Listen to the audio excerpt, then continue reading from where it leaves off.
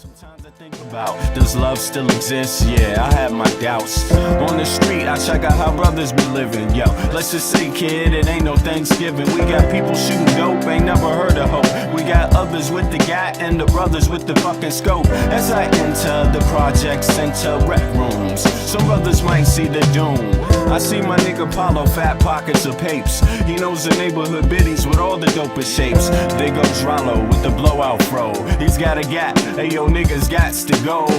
No show is live with narrating, fuck Memorex. My nigga Rollo's got a gat in Paulo's chest. One slug blasted out, down boy died. Now show me some love, kid, it sounds like a fucking lie. And yes, you know the struggle goes on. People trying to survive, hold on. But we know it's been so long. Pain without a limit, so wrong.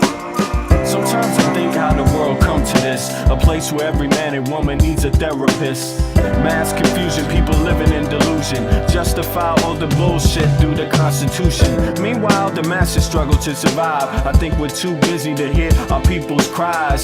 Singles mothers struggle to raise families. Genocide committed through famine and disease. I wonder if these things will ever cease to exist. I know it could if we cease and desist. Giving all the power to the industrialists, giving all our power to the damn commercialists. They see us just as being sheep in this world.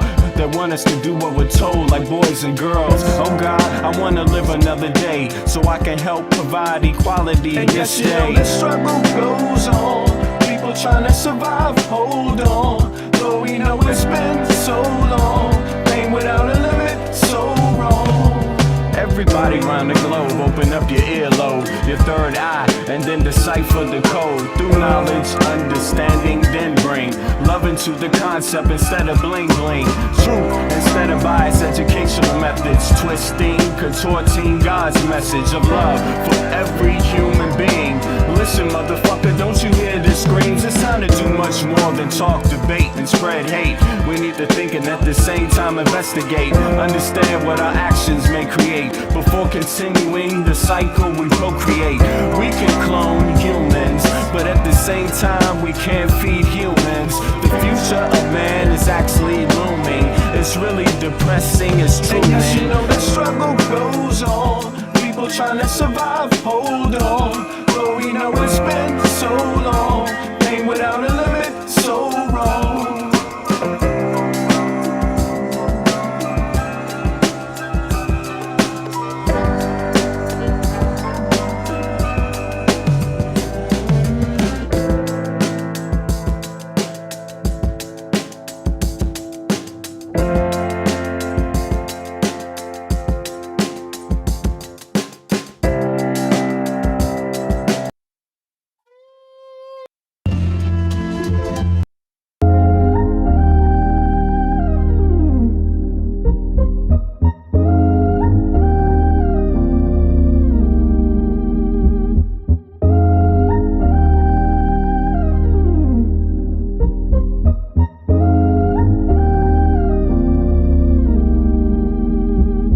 I know how to see a whack MC when he bustin', but I just back away real cool, no fussin'. I'd rather go kicking in the streets with the bums and use the knowledge to collect what? Some funds. Open a non-profit and build a damn school. And this is the story of how a great king rules. There's many that claim to know the local demographic, but don't have the nerve to tell you the truth. It's tragic, but I do, so sit back and let me spit this shit to you. You feel better when I spit this shit to you. Despite the system trying to clamp down on the people will learn how to stand up to evil. Not evil that's across the globe, that's too far, but evil that lies in their own backyard. And fighting, it's not an option, they can't win. The government, it's not supposed to represent sin, but then again they do, and that's a problem. So let's go down and figure out how to solve them. It's not fun being a rapper that can't speak, but we do, yes, and plus we make fat beats. Yo, we smoke weed, break up trees. Listen, bringing fat beats, that is our mission. You wanted to see us, homeboy, shut up and listen. Thelonious and Big Bennett brother, check the vision.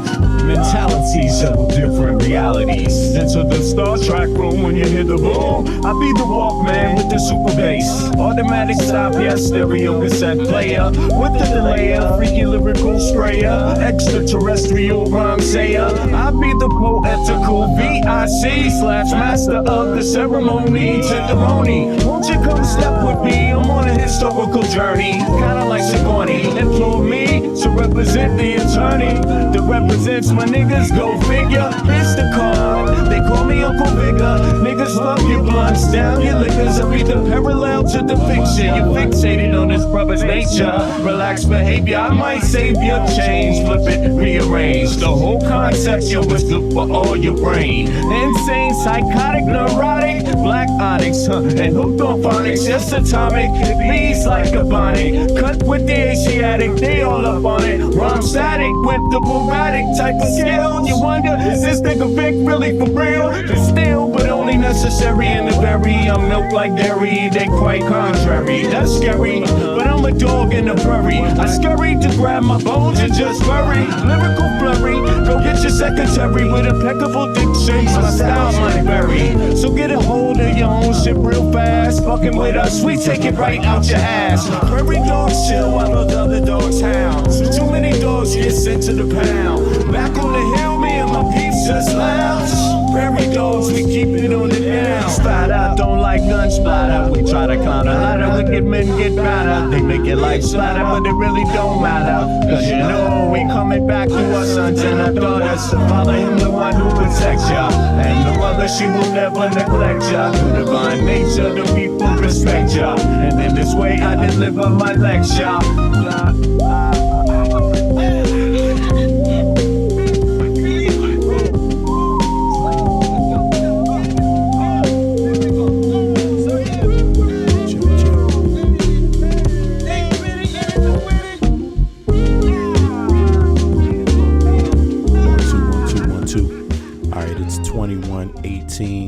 January 21st, 2006, Wednesday, and that would make it 3:18 or 3:19 Eastern Standard Time, America, and then that would make it what? Also 1.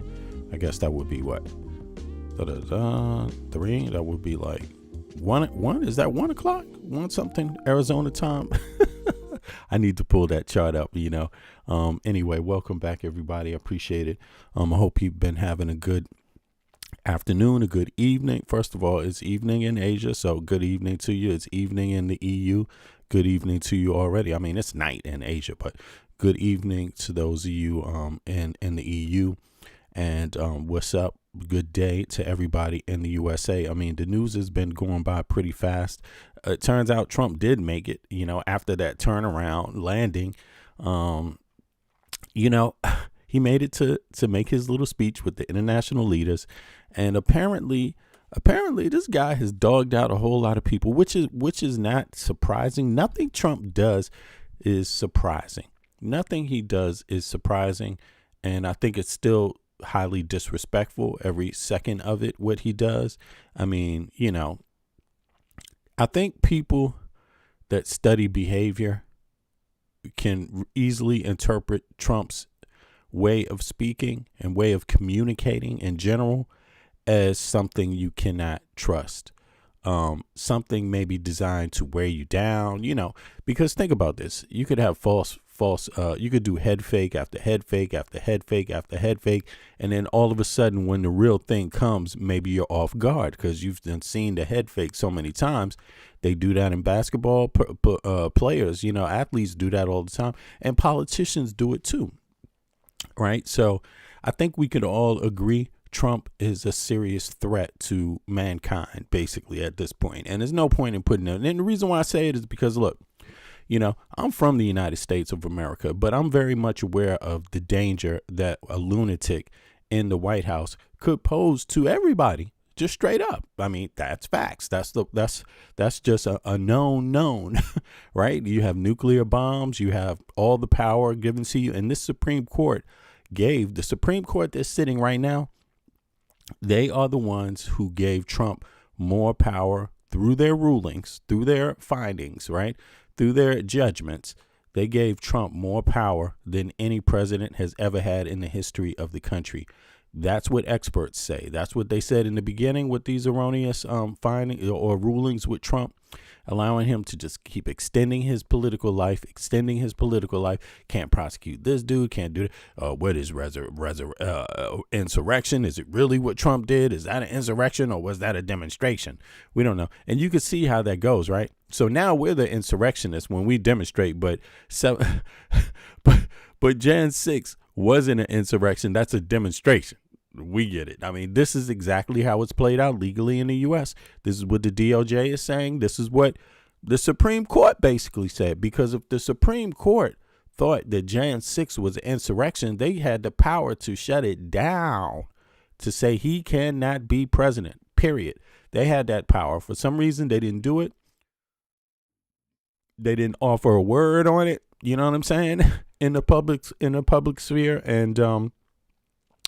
And now the world, not only do Americans, because this ain't even Americans' business just alone, not only are Americans really screwed up with this president. I mean, it's like electing a slave master, essentially, and then what you have is just a bunch of peasants, people with no rights and being told what to do, and really being prosecuted openly for it. Like maybe their shit doesn't make it through a court, but they damn sure will try to get you to go bankrupt in your own defense. They're shaking down government officials that don't do things that they like, that don't see things their way. They're shaking them down, firing them. Anyone involved with Jan 6, prosecuting anybody with Jan 6 got fired from their job. Even though they're just doing their job on any other normal day, they would do the same job. This government, this administration is highly dangerous to everybody, just everybody who's not with them, who's not a mover and shaker doing exactly what these few men want people to do. Cause it's only a few, right? They are going after you at the same time, right? At the same time you have, let's see here. Where is this at again? Did I pull that down? Let me see here. Let me move over to, I can pull it up real quick. At the same time, they have Elon Musk, right? Who is actually, now it's coming out that he has basically done or allegedly done what people feared he would do, what Dems said he would do. Democrats, and again, I'm only saying it to be accurate. Don't worry about it if it's a Democrat or a Republican, but I'm only saying it so everybody can understand what transpired, in 2024. Democrats said that or 2025 too, Democrats said that Elon Musk was illegally accessing people's private information.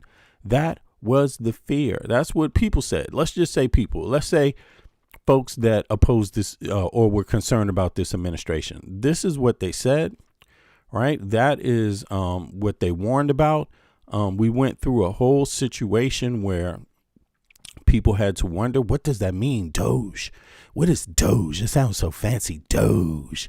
And they just had hackers, literally hackers running through, what was it? The Department of, which department was it? Doge Department of Office Management or Office something, right? But in any case, now they ran through that. And this is what they actually found out later. They found this shit out, right? And they actually found out that this guy, right, what he had been doing in reality, for real, right? No mistaking about it, right? For real. Trump administration admits Doge may have misused American Social Security data, right? 2 members of Elon Musk's Department of Government Efficiency may have accessed and shared Social Security numbers. Hold on. Got to go back. Social Security numbers, right?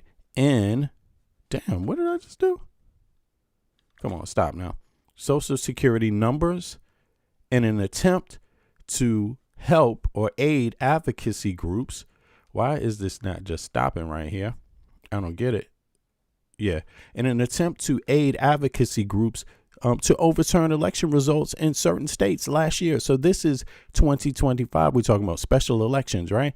And so, the reality of it is that this dude has done a lot.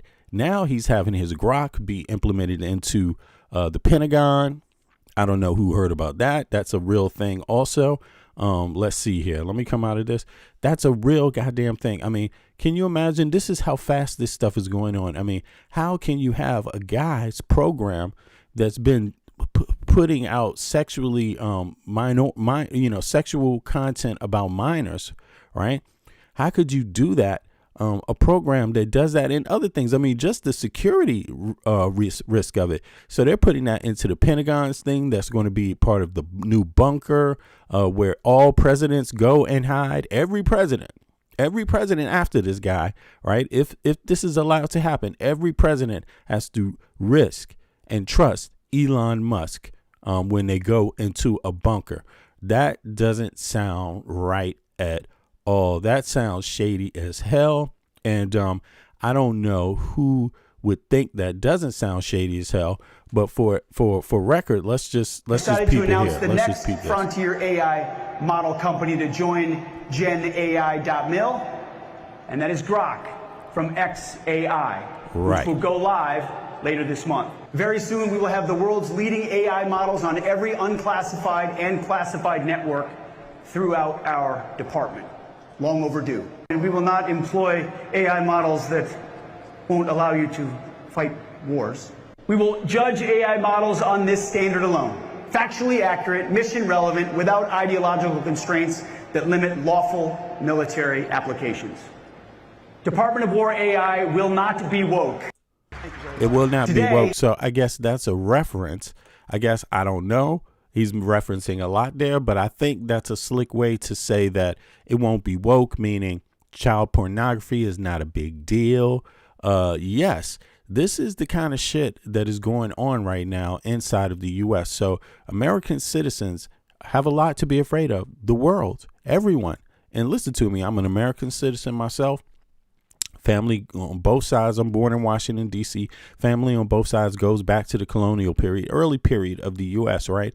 And, I live abroad. I live outside of the U.S. I live in a country they call Denmark that is getting, disrespected, essentially, in word, as much as a pedophile can disrespect somebody, because ultimately, that's that's kind of the vibe that's going on. I don't know how much a pedophile can disrespect somebody else. Really, you know what I'm saying? But in any case, on the international stage, this is what's happening. Denmark's being lambasted for not having security under control and being threatened, essentially having the sovereignty of the kingdom of Denmark be threatened. And I got to tell you, man, I'm just telling you, I grew up in the United States of America. My motherfucking government has had no pity. Very little pity on Native American people, very little pity on its colonies that it bought from like the U.S. Virgin Islands, very little pity. They can't even vote since they bought. This is Danish colonial history, American colonial history. The U.S. bought the U.S. Virgin Islands from Denmark, and still to this day, that was like 1900 or something, still to this day, they are not allowed to vote. The people. You see what I mean? The people. So who are they? Whose property are they? What are they? Is this even legal? And so this is what we're talking about. So the country that doesn't have any decency towards its own Native American indigenous population doesn't even bother to make it federal law that every public school has to teach at least one indigenous language. The country that doesn't even allow its own human beings in the U.S. Virgin Islands to vote. They want to chastise Denmark on its relationships with Greenland. Get the fuck out of here. As an American living in Denmark, I can tell you, listen, these people have debates all the time about Greenland, Denmark relations, colonialism, the history. It's all over. I've been to many of the debates. I've been to it. It's an open conversation. Let me tell you, they've handled this shit way better than the United States has ever handled a goddamn thing. Let alone reparations for African Americans, on and on and on. Women's rights, all that shit is woke. That's what Pete Hegseth was talking about. Woke, except he wanted to divert and cover up that Grok just made, child porn the other day. So he had to throw that out there to use the racialized language so you can forget that we dealing with sexual predators. I mean, in any case, long story short, because that's a long ass story. Elon Musk, Epstein files still ain't come out. I mean, the shambles can go on and on and on. This is a hot mess. This is a hotter mess. Is this hotter than the mess Putin poses? Is this a hot? I would say we don't know because, it's very secretive what's going on in Russia, what's happening and all of that shit. But look, all I can say is at least it's out in the open. At least people see it for what it is, because that's the good part about this. Like, we still have news agencies that are allowed to report, even though he's chastising news agencies and reporters. I mean, and look, he's chastising goddamn corporate media, which is owned by billionaires. I mean, how bad could it be when you chastise them? But at least you have that when you go after them. I mean, he's pressing charges against news agencies and shit, and taking people to court, all kinds of shit. But look, the reality of it is that we have that. It has gotten out. All this shit is out in the open for the world to see. And in some countries, it might remain hidden, right? It might remain hidden. So there is one good side about this. It's out in the open. Nonetheless, today was day 2 of Davos, or with this international meeting with all the, that's why I do my, that's why I do this podcast, because, it's like I want it to be a little bit of humor in there, and I'm just an average Joe. So you get the average Joe look on this shit. If you're an expert, then go do your expert shit. I'm not an expert, but I like to research. I like to study. I like to discuss. And but I wasn't born yesterday either. So I'm not a numbskull. So having said that, I'm not a journalist by craft, although I do stuff. I believe in anthropology. I believe in telling stories. I tell stories. I got a documentary coming out, you know what I'm saying, called Hometown DC. But nonetheless, all of that, we have a complete utter fool that shows up with other world leaders. And, first, let's see what legacy media says about him. And then let's go into what he had to say, and take it from there. All right. Let's bring in MS Now's Vaughn Hilliard from the White House, MS Now's Inez de la Cuetara live from Davos, and MS Now senior national security reporter David Rode. Also with us, author of the Need to Know Substack and Daily Beast columnist David Rothkopf. Vaughn, President Trump really creating quite a stir and making some news there. Talk to us about how he tried to make the case for the U.S. to acquire Greenland. Right, Anna. I think that we need to be very clear at this moment in time what the backdrop was to these remarks from the President of the United States in Switzerland. And that was that less than 24 hours ago, French President Emmanuel Macron, effectively speaking for a great number of European countries, was very explicit about the threat that the United States president was posing to European countries. He said yesterday, we're shifting to a world without rules. Imperial ambitions are resurfacing, in which unacceptable tariffs are being used as leverage against territorial sovereignty, and that Trump wants to openly aim to weaken and subordinate Europe. That comes just days after President Trump threatened to impose new tariffs on each of those countries, including Europe and Denmark, I should say France and Denmark, unless they push for Denmark to agree to the selling of Greenland to the United States. And so while it is notable that President Trump there in Davos said that he does not intend to use force, he also made it very clear that it would be overwhelming force and that the U.S. could easily take it and that there would be little resistance. It was that sort of a threat that, of course, European allies, longtime European allies of the United States, are clearly in tune to, because President Trump has made his objective very clear. He has continued to post also about acquiring Canada. He has called himself the acting president of Venezuela. So his expansionist ideations have been made very clear to Europe. And the president of the United States made it clear that he and the United States effectively are boosting the economies of these European countries,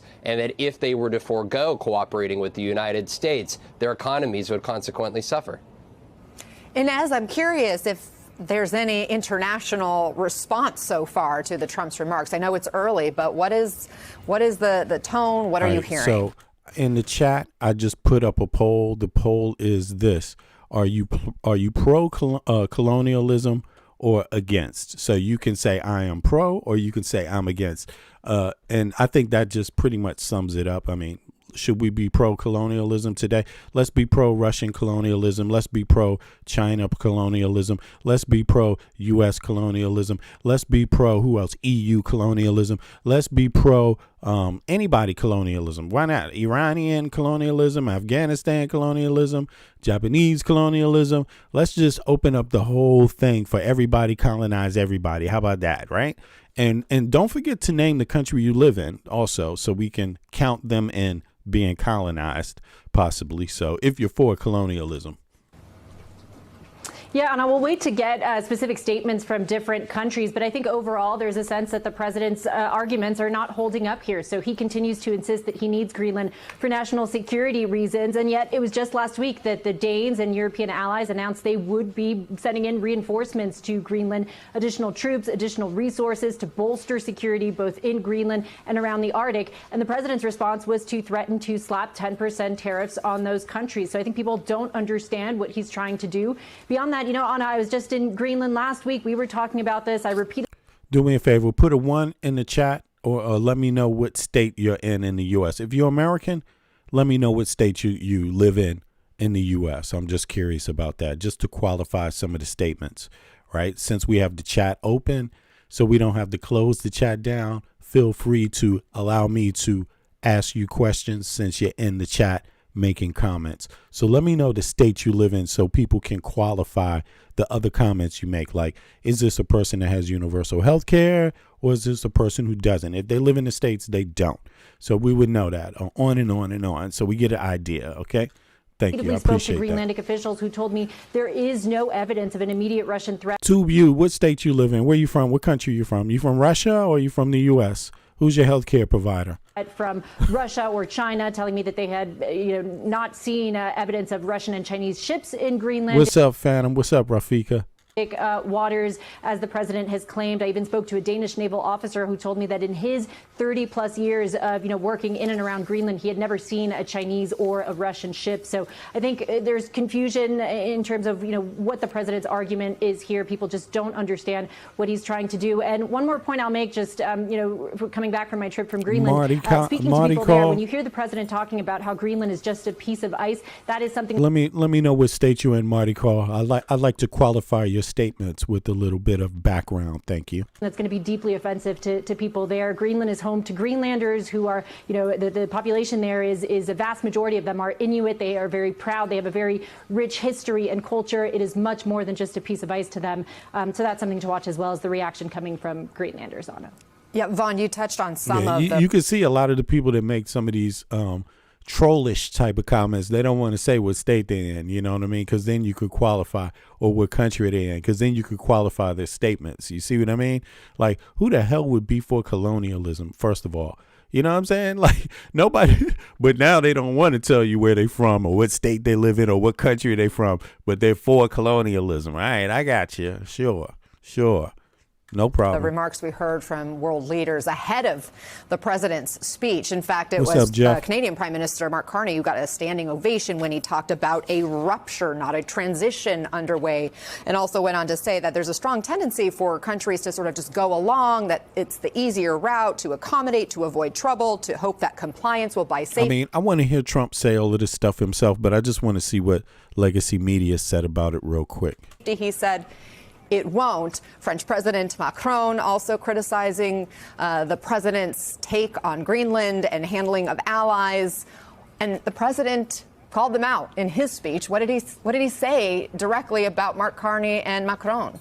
James Miller, what state do you live in? What country do you live in, or what state do you live in if you love Trump? Thank you very much.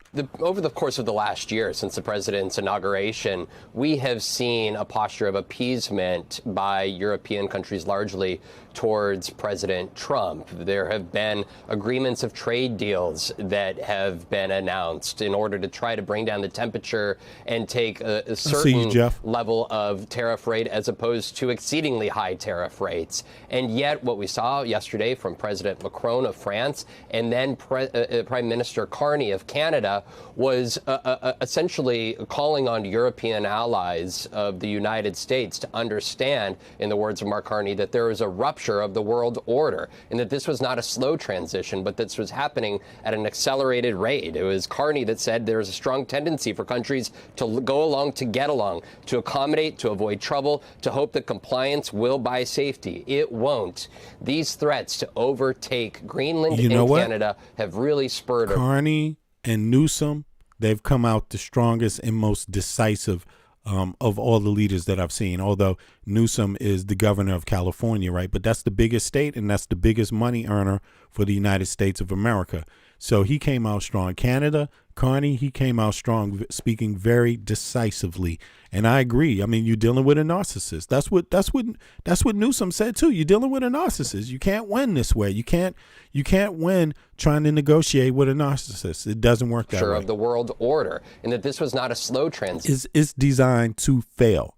If you have a narcissist doing any negotiations, making any threats, making setting any deals, setting any of the benchmarks, it won't work.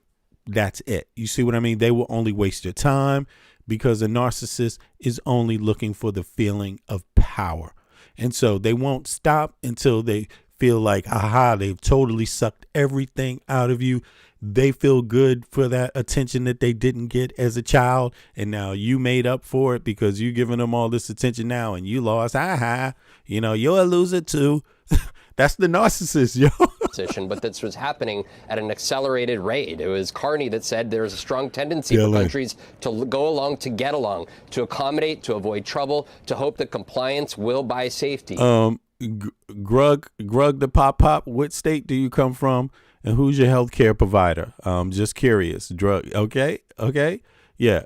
Let's see here. Everybody, let's ask Grug the Pop what state he comes from and who his health care provider is. Let's see.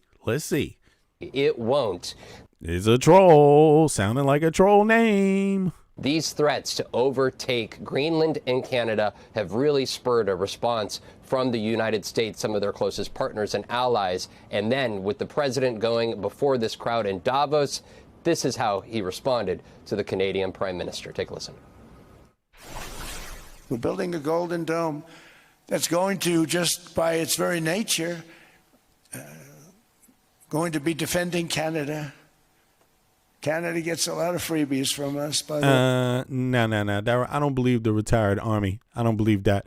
Listen, but in any case, just so you know, you also have less benefits under now because of the new beautiful bill. Okay, Army people were not. You also took a hit, and your family members took a hit, right? If you have others, yeah, you taking a hit. I'm talking about maybe not your immediate family. They took a hit too, because everybody took a hit. But anybody in your family that's not on Army healthcare, they took a hit because of this president. So just so you know, I hope you like that. I have my healthcare. I got universal healthcare. So, you lose. But they're not. I watch your Prime Minister. I have to be petty like this to the trolls because if you don't, they get psychological and try to convince people that it's okay to molest. It's okay to invade. It's okay that you get less for your tax dollars you pay. Stop. They try that. Yesterday he wasn't so grateful. But they should be grateful to us. Canada. Guess what? In Denmark, the vets and the people have health care. Canada lives because of the United States. Remember that, Mark, the next time you make your statements. Yes, they do. In Denmark, it's not only the vets that get health care, the people do too. You're actually defending people with health care, okay? Who did you defend? There was a bravado from the president of the United States. And Trump called y'all goddamn losers, too. I mean, what the fuck? Do you agree with Trump calling people that get captured in military battle losers? Do you agree with that, Grug Pop? Because I can block your ass right now. Do you agree with that? Do you agree with it? Yes or no? Grug Pop, do you agree with Trump said about veterans that got captured? Do you agree with that? Are they losers? Is John McCain a loser, Grug Pop? Is he a loser? Is he a loser? Look do it. Okay.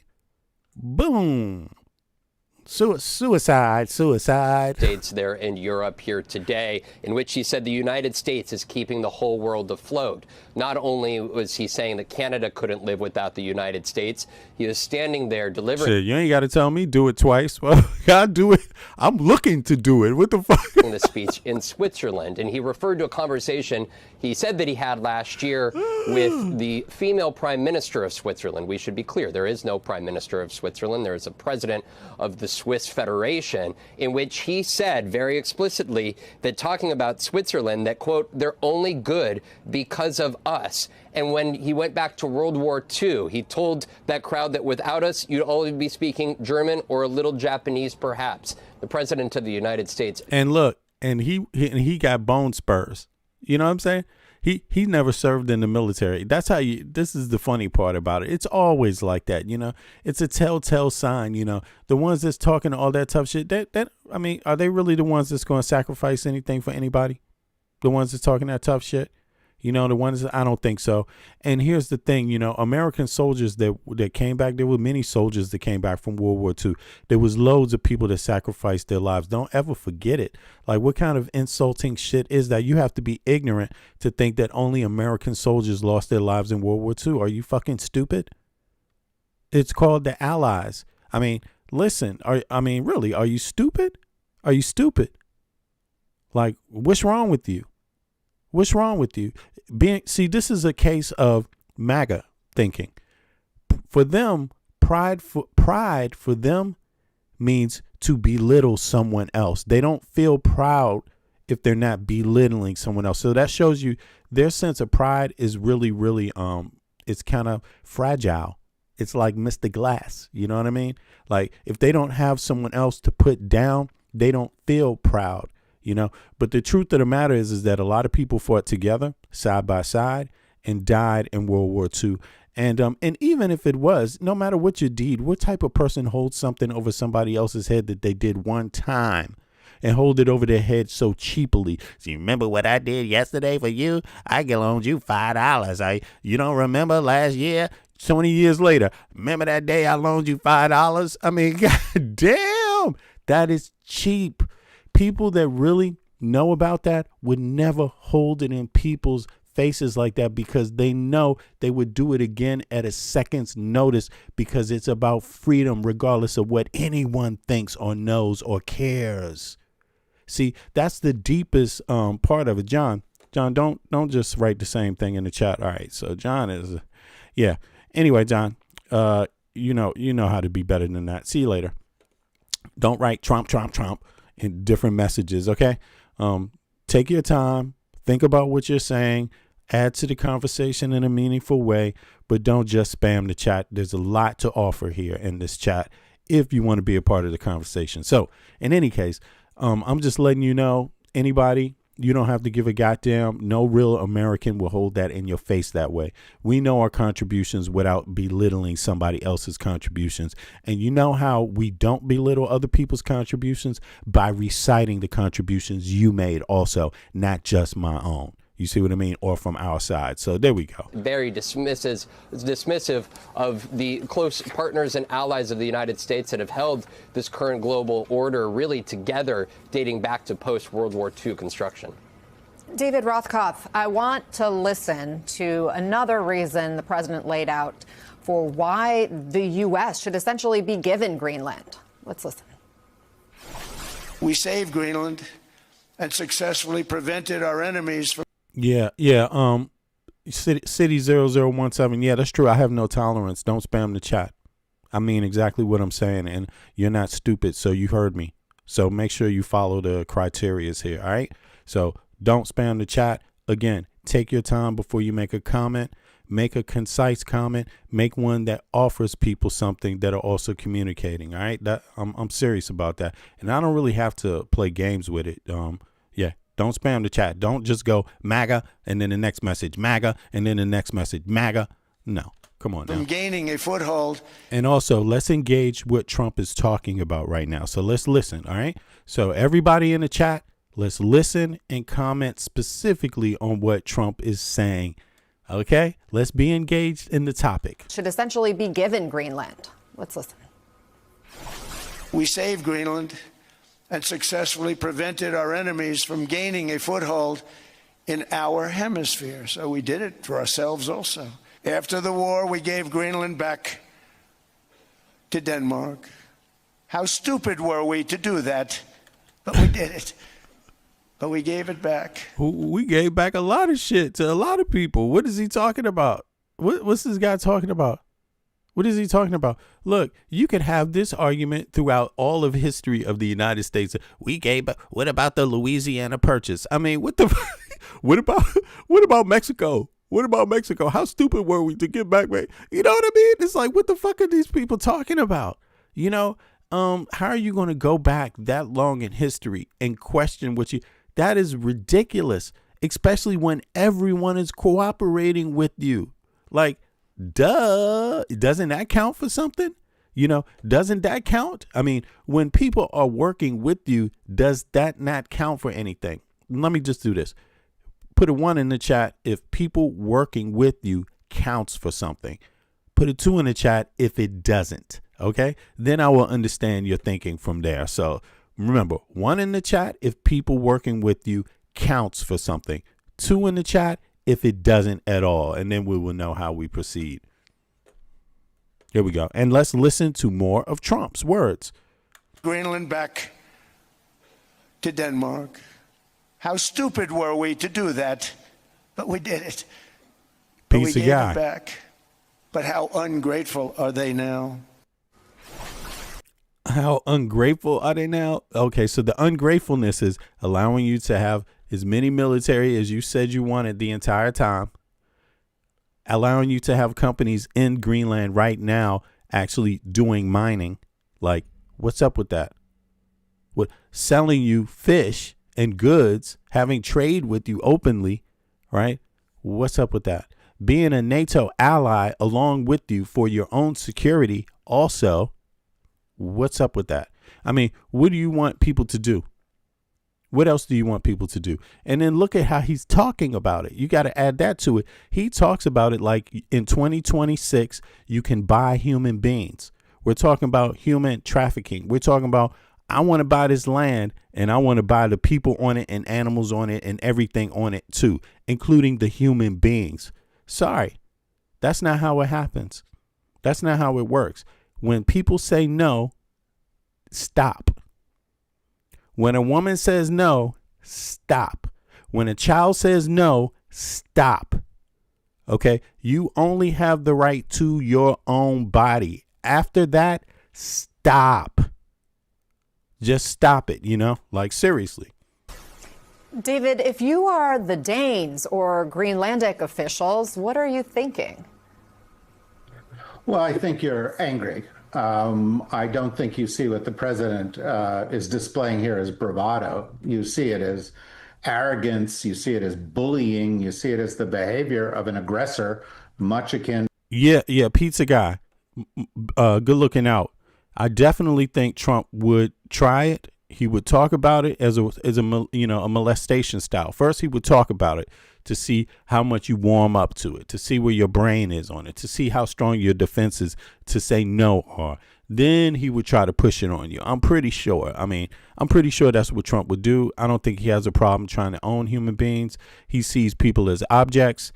He sees American citizens as objects. He treats American citizens and other people like we have no feelings, like there's nothing else, like basically that we're cardboard boxes. This is how you know he's a narcissist. He's got some serious child issues himself.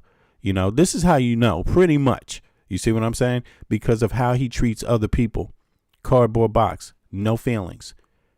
So did people treat him with feelings when he was a kid? How did that relationship go with his parents? You see what I'm saying? And it looks like Trump really just never grew to see people more than objects and see life as just being about money and conquest because, hey, that's how you can win. At least you still have that, which is obviously something he didn't earn on his own because he got it from his daddy. You know what I'm saying? But look at how he treats it. There's no humanitarianism in Trump. There's no thought for the consequences of what he's doing. He doesn't care. The guy doesn't care. And like a true narcissist, right? As soon as you raise as soon as you raise objections, he likes that kind of attention. You know, he's like, wow, you're giving me attention now. Maybe I should do whatever I was doing before that was wrong. Maybe I should double down on the wrongness. And that's how you'll respect me. That's how you'll be my friend. Like, it's sick. That's what it looked like to me. That you've seen from Russia in Ukraine. I think today was a fiasco. I think this visit to Davos so far has been a fiasco. People walked out on Howard Lutnick last night at an event. There was great, and I've talked to people in Davos recently and just after the president's remarks, and there was real unhappiness with what they heard. They felt he was rude and ignorant and offensive. But Howard Lutnick was rude, offensive. I'm sorry, but these people are talking like slave drivers. You know, they're talking like people are objects, human beings. And take note of this, EU. You will have universal health care. Take note of this, Europeans. You've grown up with universal health care. You've grown up with universal education. So no matter how rich or poor a child is or a family is, that's not necessarily going to decide their future, right? They're able to go to school, have all the tools they need, as long as it's something they're interested in, show interest in, and follow up on. Boom, no problem.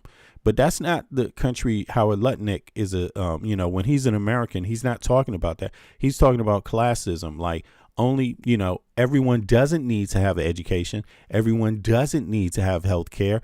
And if you don't have it, it's because you didn't earn it. Although, how many of these billionaires really just aren't? There's very few. I'm not saying none do it, but, Trump definitely didn't. You see what I mean? Just not like Trump just earned his money. You see what I mean? And money doesn't make character. It doesn't make the person. And it's not something you can take with you in your grave. But something you can do to improve your own country is make sure that your own countrymen have what it needs, so they can contribute, to the society, and that's not how Americans think. That's how Europeans think. But that is a clear deviation from how this administration thinks. And I hate to say Americans don't think that way, but listen, I grew up in the United States of America. We didn't have that system where everyone have a right to education and everyone have a right to health care. It's just that simple. I know the difference. I've lived in both places. I know what it's like to go downtown, enroll in a class at, whatever type of field, whether it's university or a technical school, right? Sign the paper, start the class. There it is, paid for. And do I need a stipend or do I need money also, and to know how that system works versus the U.S. system where you can't even get into a school unless you got the loan first. The loan, they're going to charge you 3-4 times the amount of money later. There's people that are in the U.S. that just have student debt and healthcare debt for their entire lives looming over their heads. I mean, that's a different type of experience. It's a different culture. And we have to start calling it that. And the civilized world needs to start pointing a finger at that. Also, South America, a lot of countries have universal health care, universal education. All of us together need to point a finger at those things in the U.S., so that our leaders can get our shit together. You see, because obviously you could see this is going to be a threat to a lot of people. You have a country that threaten other countries that doesn't even have universal health care for its own people, and is threatening countries that have it. We have a leader that is threatening countries that have universal health care, universal education. And you can see that's what happens. A person that doesn't even offer their own citizens this is attacking countries that do. Something's wrong with that. Something is deeply inherently wrong with that. You see what I mean? That's backwards.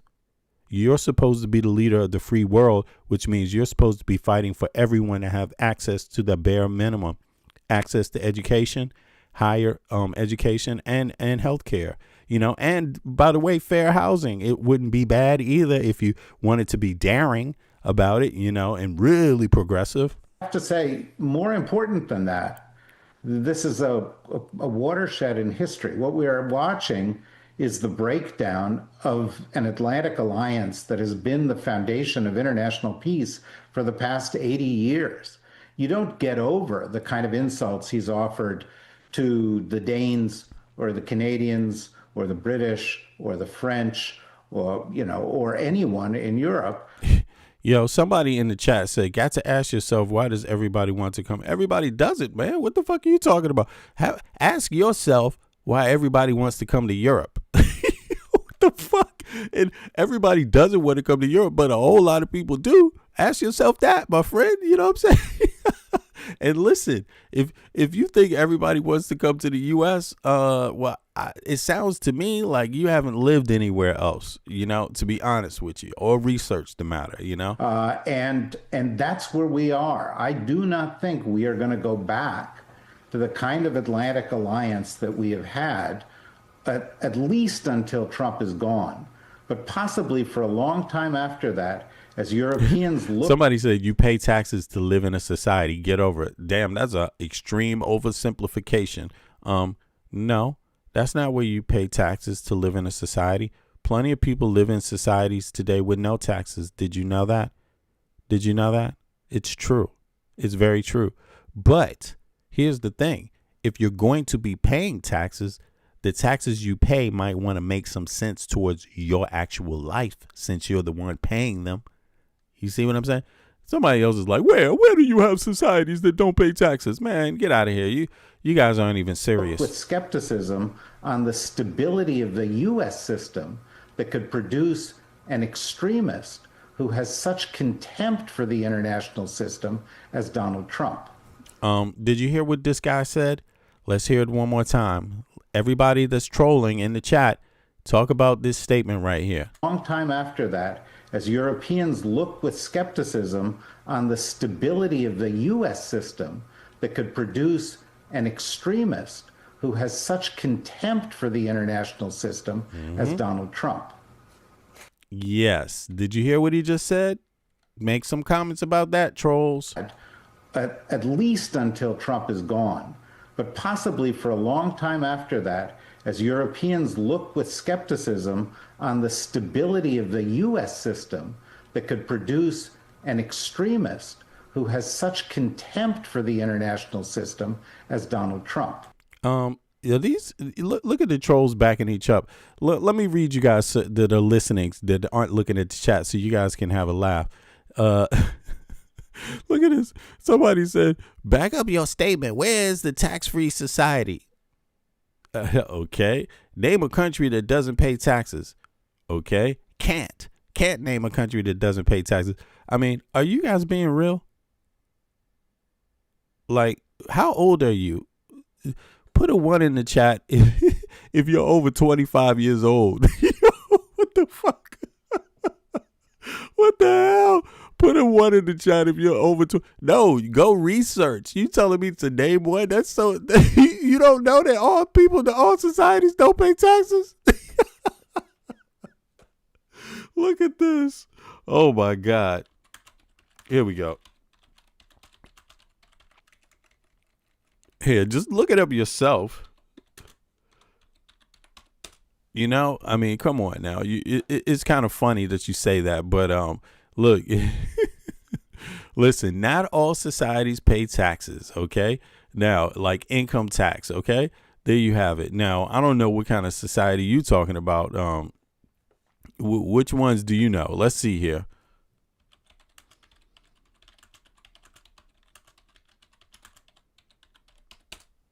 Here we go.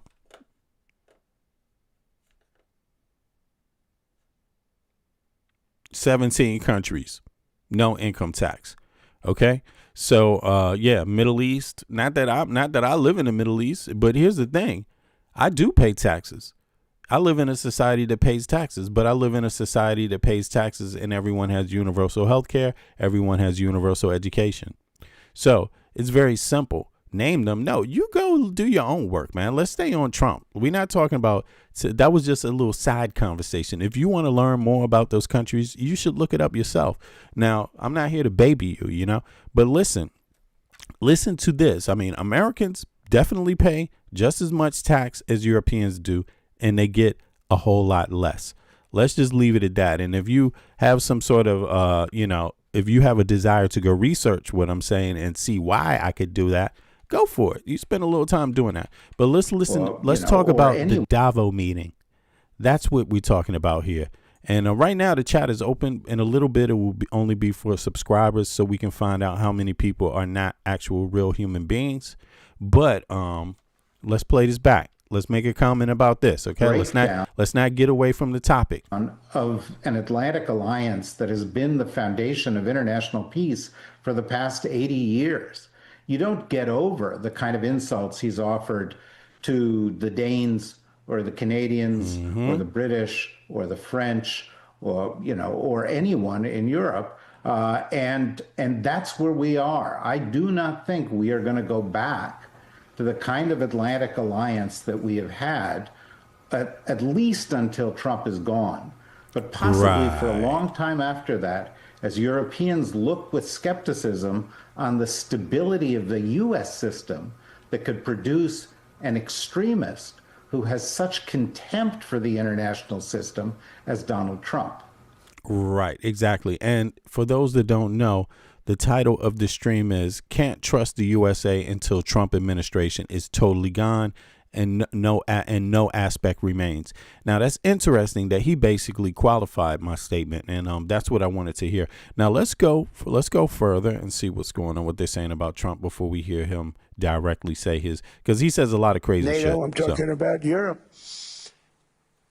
They have to work on Ukraine. We don't. The United States is very far away. We have a big, beautiful ocean separating us. We have nothing to do with it. Until I came along, NATO was only supposed to pay 2% of GDP, but they weren't paying. Most of the countries weren't paying anything. The United States was paying for virtually 100% of NATO. And I got that stopped. I said, that's not fair. But then, more importantly, I got NATO to pay 5%, and now they were paying, and now they are paying. So something nobody said was possible. They said, we will never go up higher than 2%. But they went to 5%, and now they're paying the 5. They didn't pay the 2, and now they're paying the 5. And they're stronger for it, and they have an excellent, by the way, Secretary General, who's possibly in the room. Mark, are you here? So, Yes. So you just heard Trump say something that's not actually true. So let's, since we're adults here and we understand the value of communication and what actually being honest, you know, and truthful does for relationships and does for trade and does for lifestyles, right? and society, since we understand that, the adults of us here, right, and thinking ones of us here, let's just point out the fact that what Trump said here. They went to 5%, and now they're working. But then, more United States. But till I came along, NATO was only supposed to pay 2% of GDP. But they weren't paying. Most of the countries weren't paying anything. The United States, they have to Here we go. work on Ukraine. We don't. The United States is very far away. We have a big, beautiful ocean separating us. We have nothing to do with it. Until I came along, NATO was only supposed to pay 2% of GDP. But they weren't paying. Most of the countries weren't paying anything. The United States was paying for virtually 100% of NATO. Okay, so that's wrong. Now, the United States was never paying 90% or 100%, as sometimes claimed, of NATO's cost. While the U.S. is by far the largest contributor, the actual numbers are lower and depend on how you define cost, right? Now, there are two ways to look at NATO's bills. Direct NATO budget, the running costs. This is the money used to pay for NATO headquarters in Brussels, joint military exercises, and shared infrastructure like pipelines or radar, right? Because there is shared infrastructure. Okay, I hope everybody's clear about what shared infrastructure means, right? Now, before 2025, the U.S. share of the budget was actually lowered years ago to create more balance. In 2024, the U.S. paid about 16% of this direct budget, the same amount as Germany. So that's before Trump. You understand? So why is Trump out here capping? And for people that never looked it up, that's problematic. You know, you should, before you recite lies, you should actually look it up yourselves. Like, don't just pass on lies to more people. That's actually immature, it's ignorant, and it's problematic. You see? So here we go. Let's see it. Again, I mean, it's just there. Now, the references are here at iiss.org. Let's go on. What's another reference? Kesk.com. So, yeah, for people that want to look further, you could see that right here. You could look up the information. But in any case, direct NATO budget, the money used to pay for NATO headquarters in Brussels, joint military exercises, and shared infrastructure like pipelines and radar. Who's paying for that is the question. Who actually paid for that? All right. That's a good question to ask. We kind of know who that is. Right. And here it is. The U.S. share of this budget was actually lowered years ago to create more balance in so before 2024 it was lowered, but when the last time they took analysis, right, took data on it in 2024, the U.S. paid 16% of the direct budget of NATO, the same amount as Germany. Trump's not saying that, so Trump is lying to Trump supporters, right? Now put a 1 in the chat if Trump is lying to Trump supporters and the world. Put a 2 in the chat if he's telling the truth. And I'm going to play his statement back. Let's hear it. They have to work on Ukraine. We don't. The United States is very far away. We have a big, beautiful ocean separating us. We have nothing to do with it. Until I came along, NATO was only supposed to pay 2% of GDP. But they weren't paying. Most of the countries weren't paying anything. The United States was paying for virtually 100% of NATO. And I got that stopped. I said, that's... You see that? So let me look at the chat and see how many people think that... Put a 2 in the chat if you think he's telling the truth. I mean, what the fuck? It's very obvious, you know? I mean, the guy is a narcissist. He lies. And, you know, it's ridiculous because we're going to now. Somebody said, what was it in 2015? Well, that doesn't matter because Trump's speaking in 2026. He's speaking in 2025 and he's repeating a lie. And that's not true. He said before him. So let's go. Let's go. Work on Ukraine. You could also go back to the beginning and complain about that. Would you like to do that? And we don't. The United States is very far away. We have a big, beautiful ocean separating us. We have nothing to do with it. Until I came along, NATO was only supposed to pay 2% of GDP. But they weren't paying. Most of the countries weren't paying anything. The United States was paying for virtually 100% of NATO. And I got that stopped. I said, that's not fair. So did he get that stopped? No, he didn't get that stopped because someone else was in office when that was getting stopped. He's not giving credit to anyone else in the United States of America for being part of any conversation or any legislation, right? Or any presidential, speeches addressing Congress, asking Congress to talk about these issues.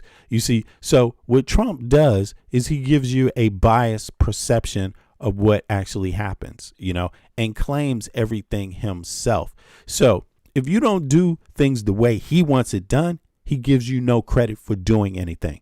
Democrats wanted, what did they ask for? Comprehensive immigration reform. Republicans asked for comprehensive immigration reform. This was while Biden was in office. Biden called on it. Dems and Republicans created it. Trump interjected and told Republicans, don't sign it. We don't want comprehensive immigration reform. And that is why today you actually don't have any immigration legislation, really. What you have is executive order by fiat, by president. You don't have lasting legislation. So it's not comprehensive. You don't get to know the good immigrants from the bad immigrants. You don't get to know how many of them are carpenters versus how many are doctors or electricians. You don't get to know how many are asylum seekers. You don't get to know any of that. You don't get to decide any of how much of what kind or where they're coming from. None of that. Nothing comprehensive. You just get to see the nightmare that people have today. They're looking for murderers, axe murderers who are illegal immigrants, and they just happen to be grabbing grandmamas who clean floors for a living. I mean, that's not comprehensive.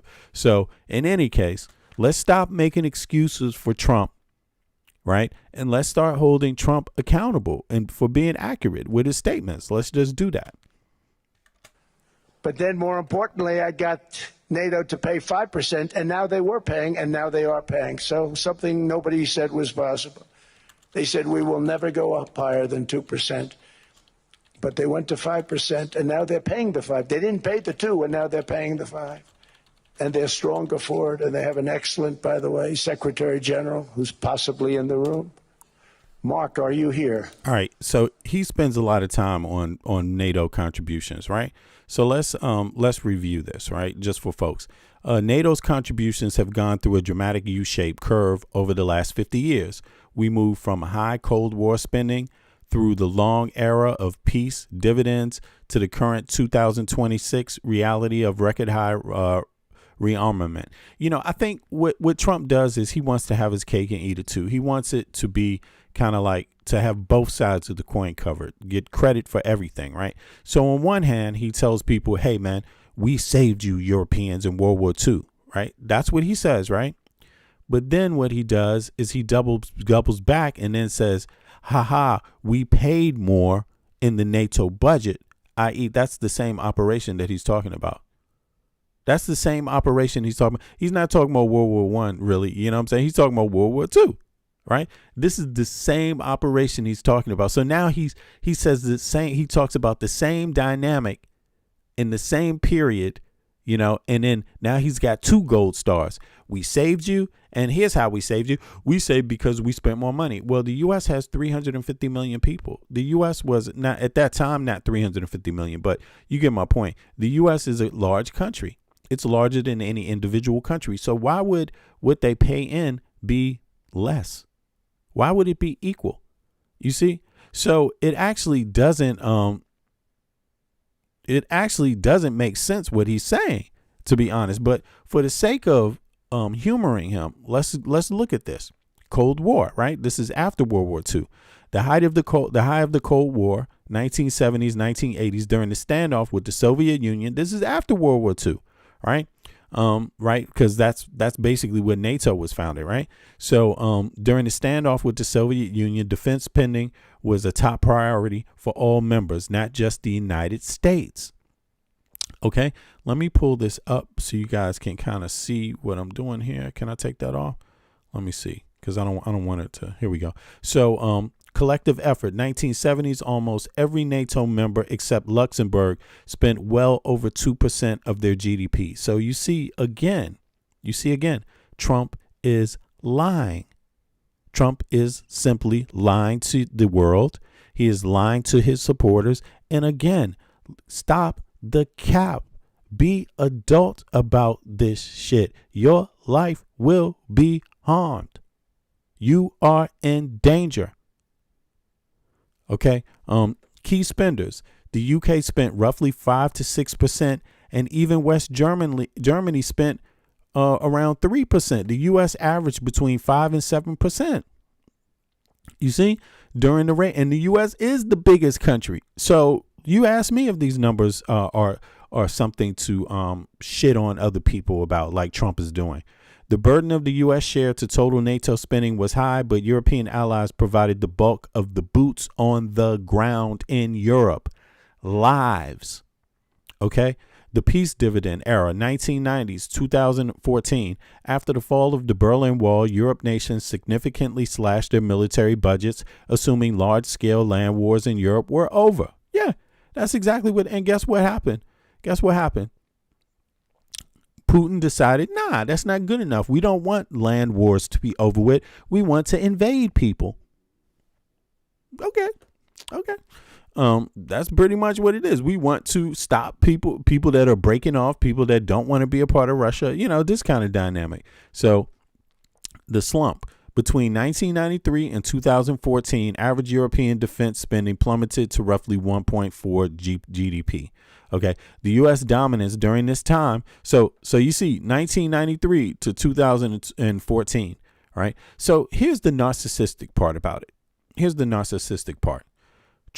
What Trump will do is he will talk about an issue, act like he's the only one who talked about the issue, ergo take all credit for anything being done or said about the issue, and he leaves out anyone else who'd said or talked about it at all, claiming the entire thing to be his idea. Like, this is what Trump literally does. So let's look into it, right? The turning point, 2014. That's not 2016. Somebody asked me, what about 2016? Well, this is 2014. Okay? You see that? And this is not Trump's timeline.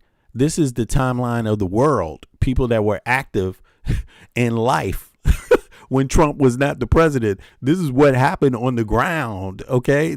So it's the ground that dictated what happened, not Trump. You know, this is ridiculous. You know, and people aren't blind. Trump is acting like people weren't there talking about this shit. But in any case, so turning point, 2014, right? The Russians annexed Crimea in 2014 and the full-scale invasion of Ukraine in 2022 ended the era of low spending. Okay, so you can see right there, Trump's not being honest. Now people can go on and get into that data, but let me see something here. Let me see one thing here. What leaders talked in the past about increasing,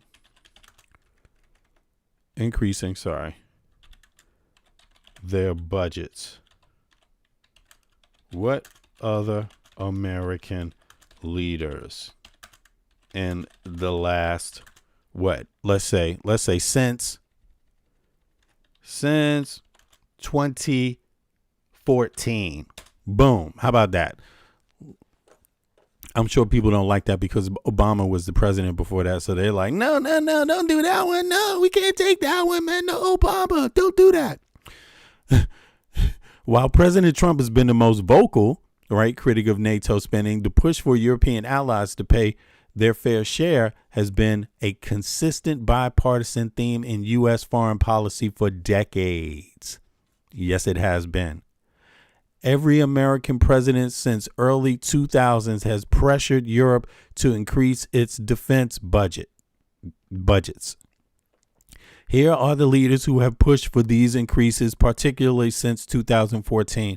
And I tried to tell people, Trump makes it sound like it's only him, that it's just his bright idea. No one else has been talking about it, and people haven't been talking about it as it relates to real life things on the ground right then and there in front of them, you know? So he pretends like it just popped up in his head, no relation to nothing, and no one else even had an idea. He got the idea from other presidents. Let's be honest about this, right?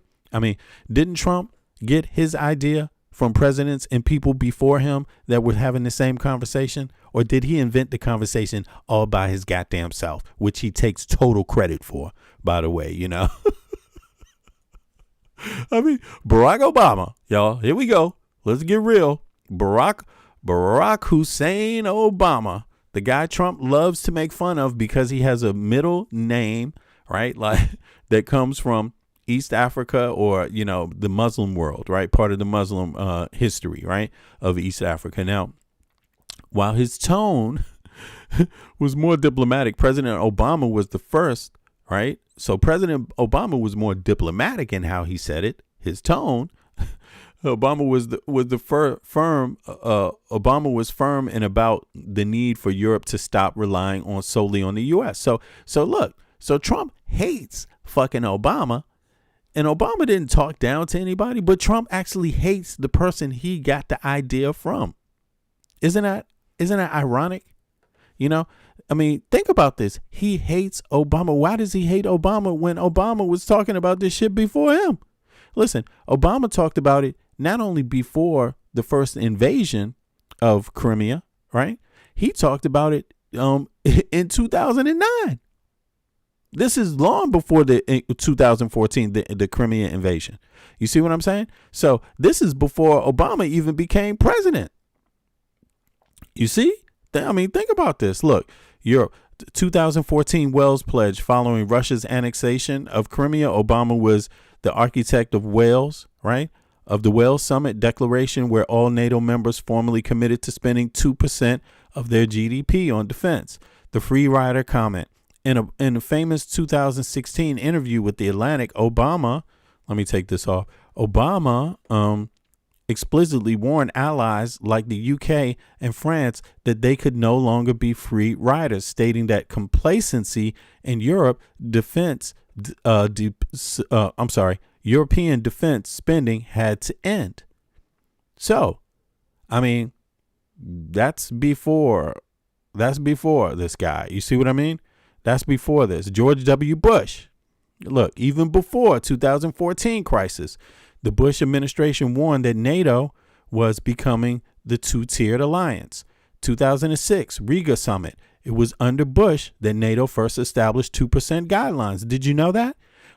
Trump supporters in the chat, did you know that? Were you aware of that? Do you give credit to Bush? Do you give credit to Obama for communicating about this issue? Although they did it differently, their tone was different.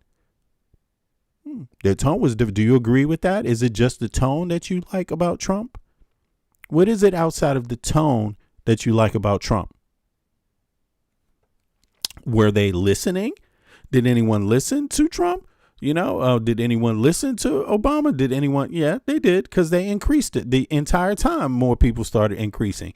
So, I think Trump lives in an imaginary world where he doesn't like to acknowledge other people at all. And it's just me, me, me. I'm the one who did everything myself.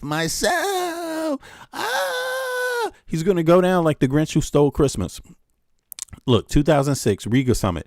It was under Bush that NATO first established the 2% guideline. So, boom. And so there wasn't even a 2% guideline before that, right? You see what I mean? You see something different happen there. The vulnerability warning. Defense Secretary Robert Gates, serving under both Bush and Obama, gave the legendary parting shot. And look, and Trump calls these people the deep state. This is what he called them for their efforts on NATO. The deep state. Oh no, the deep state coming after you. Don't trust the deep state. Don't trust them. Yeah, these people were all talking about getting NATO to pay more for defense because of Russia. Make it make sense. Other key U.S. voices, Robert Gates, Leon Panetta. Right. In 2010s, look at this. Robert Gates and Leon Panetta, both former defense secretaries, warned throughout the 2010s that the transatlantic bond was fraying because the U.S. was carrying too much of the financial and military burden. There you have it. Mitt Romney during 2012, right? People need to know this. Since Trump wants to say these things on the international stage, podcasters like myself, especially American citizens that live and have qualified information about what it's like living in Europe, like myself, but also have data, right, to present. We need to talk more about this so that people get an opportunity to hear the truth and not just hear brainwashed bullshit coming from QAnon and little dark circle trolls on the internet paid for by Russia and China and whoever else wants to get involved. OK, it affects people who don't have the ability to really think critically. It affects them mostly, but it don't do shit to me. You know what I'm saying? I like kick ass out here with this stuff. The trolls hate me and shit. They like when they leave, getting their ass kicked. Mitt Romney during 2012 presidential campaign, Romney criticized the hollowing out of the European militaries and argued that the U.S. needed to be more aggressive in forcing allies to modernize their forces. You know what I'm saying? It's very simple. So the reality is that Trump, he's pretty much the odd man out because he acted like nobody else said anything when everyone he hates said something. You know what I mean? And that's just the reality of it. So let's continue now. Let's hear how Trump is talking about these people. But they went to 5%, and now they're paying the 5%. They didn't pay the 2%, and now they're paying the 5%. And they're stronger for it, and they have an excellent, by the way, Secretary General, who's possibly in the room. Mark, are you here? Yes, he's here. Hello, Mark. We never asked for anything, and we never got anything. We probably won't. With this bullshit, again, you just heard. Listen, y'all, the man is just flat out lying again. We never asked for anything and we didn't get anything. That's wrong. That is wrong. George Bush asked for something. Obama asked for something. Biden asked for something. And even before that, even before others, Mitt Romney, 2012. You see what I mean? Robert Gates, Leon Panetta, all these people. This is 2010. 2010, Leon Panetta. Look at this. You see it right there on the screen. 2010, right at the top of your screen. Right? Let me bring the name down so you can see it. There it is. Robert Gates and Leon Panetta, both former defense secretaries, warned throughout the 2010s that transatlantic bond was framed because the U.S. was carrying too much of the financial and military burden. Boom. Speaking of NATO, Mitt Romney, 2012 presidential campaign. Romney criticized the hollowing out of European militaries and argued that the U.S. needed to be more aggressive in forcing allies to modernize their forces. But did he? You see what I mean? So Trump is essentially openly lying and deceiving people. It's deeper than lying. It's deceiving. General, who's possibly in the room? Mark, are you here? Yes, he's here. Hello, Mark. We never asked for anything, and we never got anything. We probably won't get anything unless I decide to use excessive strength and force. Somebody asked this question. This is Serpent. Since NATO was founded, how many wars did USA start and got supported by Europe? How many wars did Europe start and got supported from the U.S.? Exactly. That's another aspect to that. That's a great point. The U.S., they kicked off Article 5, right? They said they called for Article 5, and then the Allies came to their rescue. But the Allies weren't attacked. It was the U.S. that was attacked. So they didn't leave the U.S. alone. They stuck to the agreement. They sent in lives on the ground. And as we heard early on, if you want to count lives, human bodies as being part of the cost, NATO has been doing that for, since the beginning. They put more into this NATO thing, boots on the ground, to be honest. So American soldiers need to know that, too. Now, maybe in the war against terror, the U.S. sent a lot of people, but this wasn't. We talking about when Europe had a lot of boots on the ground. That's during the Cold War. That's when they put more people on the ground than the United States. But when you're talking about the war on terror, it might switch up. But listen, Denmark lost more soldiers in that than the U.S. did. You see what I mean? Backing up their ally. So let's just be reasonable. Let's not be phony. Let's not be phony about it. And also let's be respectful about that, because listen, you don't have to agree. There's people out there that can sit down and have a conversation over some tea with their enemy just because they respect other aspects of them. You know what I mean? And real aspects of who they are. They may not agree on everything politically, but they can agree on certain things, just as far as being human beings, right? So you can only do those kind of things when you're willing to be reasonable. You can only make change when you're willing to be reasonable. When you're not willing to be reasonable, you can't make change. You're not even a part of the change. You're a part of the chaos. And right now, nobody in the United States of America should be proud of chaos because it's kicking you in the ass financially. Actually, you about to get owned by Elon Musk. No American should feel proud about that. Like you're in danger. At least Europeans kicked Elon Musk out. They're about to do some more. They're about to kick these social media things, Facebook, out. They're tired of disinformation. They're tired of people like Trump constantly presenting lies and lies and lies. They're tired of people like Elon Musk trying to interfere in people's sovereignty during elections, just like Elon Musk did here. Just like Elon Musk did. It's not the first time Elon Musk has done that kind of stuff, but he's constantly done it. But here, let me close this up. Sorry.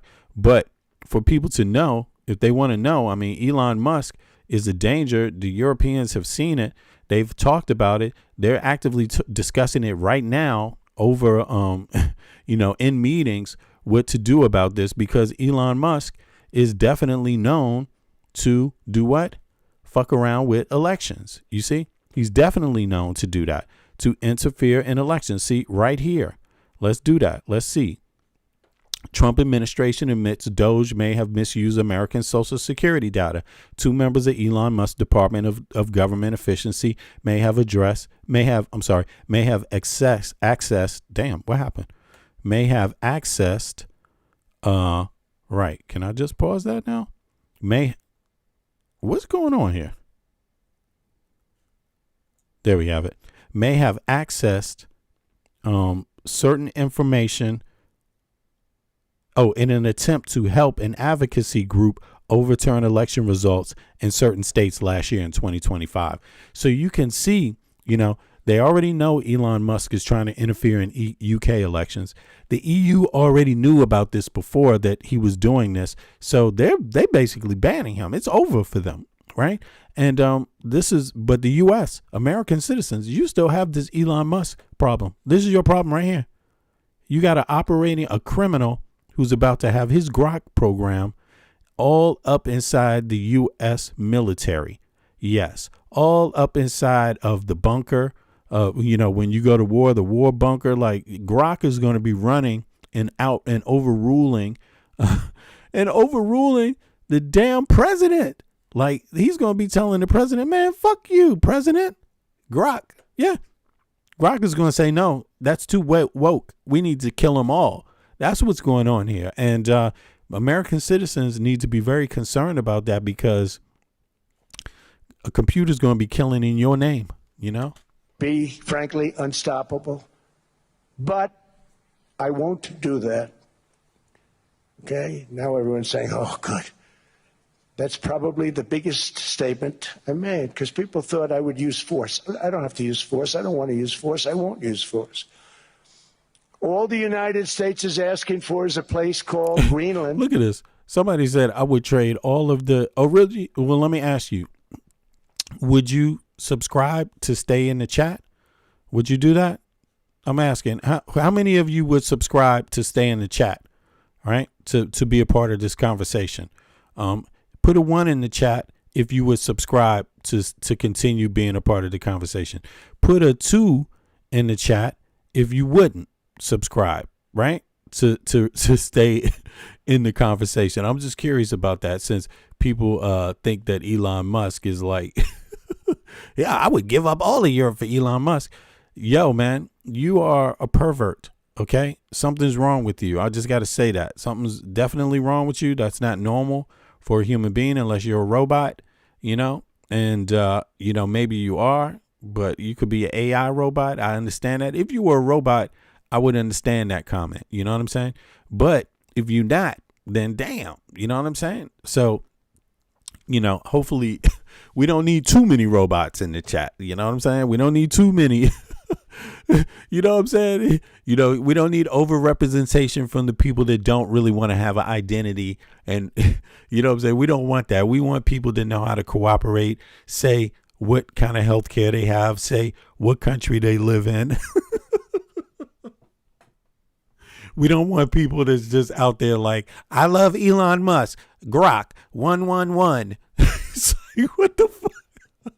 Trump 2029. Trump 20. We need other shit about these people. We need their opinion about other shit. You know what I'm saying? It's like, well, we already had it as a trustee, but respectfully returned it back to Denmark not long ago after we defeated the Germans, the Japanese, the Italians, and others in World War II. Look, you can't. You give it back because you have to manage this shit. What is the point? They weren't looking for clean energy at the end of World War II. They weren't looking for clean energy. Do you know what the United States was looking to do? The United States was looking to downsize its expenses and go into trade with the people that it had fought with. That's what the United States was looking to do. It was looking to do that after World War II. It was looking to do that after the Cold War. Very simple. It's about cost sharing. What do you really think? You really think you was just all the places that you cooperated with people in fighting a mutual ally, you should just colonize those people? Is that what Trump is proposing? Because that would be the only option. We gave it back.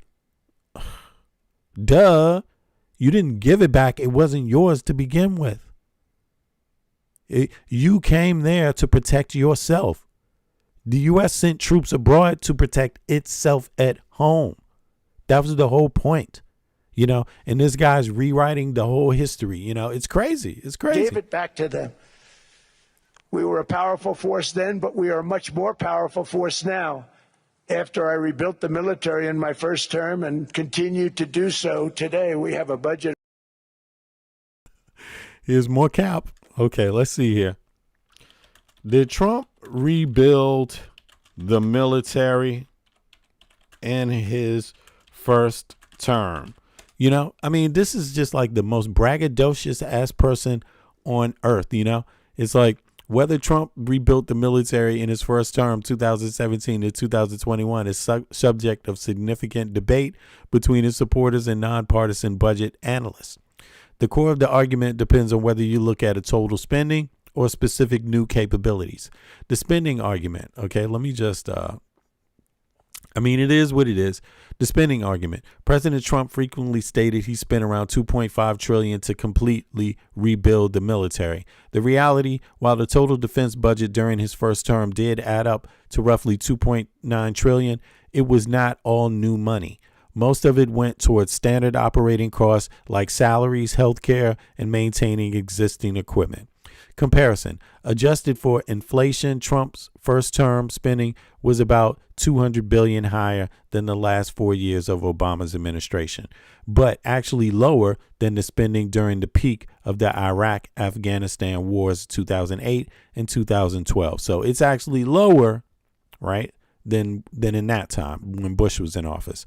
The modernization and new capabilities, the rebuild is most visible in specific modernization programs rather than the size of the force. The Space Force, he established the U.S. Space Force in 2019, the first new military branch since 1947. This refocused the military on satellite defense and GPS security. Nuclear triad, he began a massive multi-decade, listen, we don't really have to go into all of this because Trump didn't do this at his own whim. This is not like Trump's idea. We pay the military to come and request things that presidents implement, that Congress signs, votes on and signs, and presidents sign. That's how budgets get done. That's how budgets get done. They don't get done by executive order. They get done by public conversation where generals from the military come and make the case for what is working and what is not working. That's how it's done in real, superpowers, real super economies like the EU, the US, NATO countries. That's exactly how it's done. It's a comprehensive communication that occurs before funds go out by the taxpayer. And it's in the Constitution. So the U.S. Constitution also. So Trump is acting like he's done something outside of what the norm would be, but he hasn't really. He hasn't done that, and he's talking. But the difference with Trump is he's talking down to other people like they haven't done it. Of $1.5 trillion, we're bringing back battleships. The battleship is We're bringing back battleships? 100 times more powerful than the great battleships you saw in World War II, those great, big, gorgeous ships, the Missouri, the Iowa, the Alabama. Look, we can't even account for the military budget. Nobody even comes and says this is what we spent the money on, like flat out, But we know that it's socialized. The United States military is a socialized military. It's paid for 100% by who? Taxpayers. No private investment. It's all taxpayers.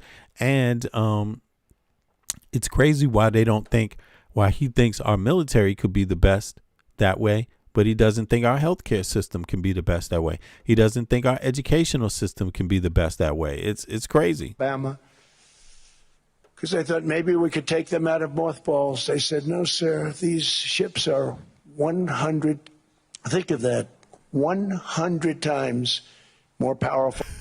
Hold on. I have to make Trump bigger because now that he's really in the middle of his speech, he's actually, he's actually fun to look at actually when he speaks. Here, let's go. Well, then those big, magnificent pieces of art that you saw so many times ago that you still see on television, you say, wow, what a force. 100 times, each ship 100 times more powerful than the big battleships of the past. So that was the end of the mothball story. So what we have gotten out of NATO is nothing except to protect Europe from the Soviet Union and now Russia. I mean, we've helped them for so many years. We've never gotten anything except we pay for NATO. And we paid for many years until I came along. We paid for, in my opinion, 100% of NATO. Look, so there he is. In his opinion, in his opinion, but it's not anywhere else. So, you know, when he says in his opinion, no facts, it doesn't have to be based on facts. It's not based on facts. He's not even claiming that it's based on facts. That's why he's saying, in my opinion. You know, he's not saying in the experts or in the accountants, by the military's opinion, the military leadership opinion, Congress opinion. He's not saying any of that, right? He's just saying, by my opinion, is a load of crock. It's a crock of bullshit, you know?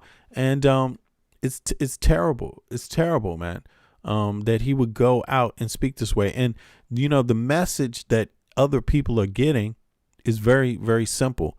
That is, Trump doesn't know what the fuck he's talking about, and he is a problem. That's all this means. They weren't paying their bills. Now, people are claiming that Trump said that he's not going to use he ruled out military force with Greenland in this speech. That's what people are saying. I haven't heard him say it yet, but even if he ruled it out, you can't trust him because Trump doesn't know what the fuck he's talking about. Period. He just simply doesn't have to, and there's no pushback from the U.S. Congress or the Senate to make sure that you have a president that knows what he's talking about. There's no pushback from MAGA to make sure that you have a president, his supporters, that knows what he's talking about. No, they're okay with him not knowing what he's talking about. They're okay with him going out in the public and making false statements. They're perfectly fine with it. So, yeah. And all we're asking for is to get Greenland, including right title and ownership, because you need the ownership to defend it. You can't defend it on a lease. Number one, legally it's not defensible that way, totally. And number two, psychologically, who the hell wants to defend? What did he say? Legally is not, you can't do it that way? What the fuck? What does that mean? An ownership, because you need the ownership to defend it. No, you don't. You can't defend it on a lease. No. Number one, legally it's not defensible that way, totally. Look, check this out. Does the United States own Florida? Because does it own Texas? Does it own Michigan? Look, does it own California? What is he doing to defend anybody in the U.S. from natural disasters? What is he doing? What is he doing? What's this about? You see what I mean? So actually, nah, man. You got loads of people in the United States that need help that you already own. You know, what are you doing with those people? What are you doing to make Americans' lives better? You know, Trump's not doing a goddamn thing to make any Americans' lives better. In fact, he has stripped all of the programming that was done, all of the programs that existed for elderly people, for young people, for middle class people, people, you know, just in general across the board for working families. He's removed it all. He's removed it all and still tells them to pay the taxes. You see what I mean? So why would anyone else want to be owned by you when you treat everyone in your own country like shit? See, that's the worst argument. If you started off treating people in your own country like they were the best in the world, if you gave them the best treatment of anyone on earth, maybe people would consider your offer, Donald Trump. But you don't. You do it the opposite. You treat your own citizens like shit. And then you try to tell other people, you know, you complain why other people don't want to be a part of your union, why they're scared of you, why they don't accept your offers. You know, it's crazy. And number two, psychologically, who the hell wants to defend? Psychologically? What the fuck is he talking about? Who wants to defend? This is an issue of, this is psychology. Like, so he's talking about he doesn't feel good. His own self-esteem. He doesn't wake up in the morning feeling right just because he doesn't own it and is defending it. But there's no troops. He's the one who withdrew troops. The U.S. can remove all the troops. So he proposes this. On one hand, there's all these barriers to why they don't want to defend it.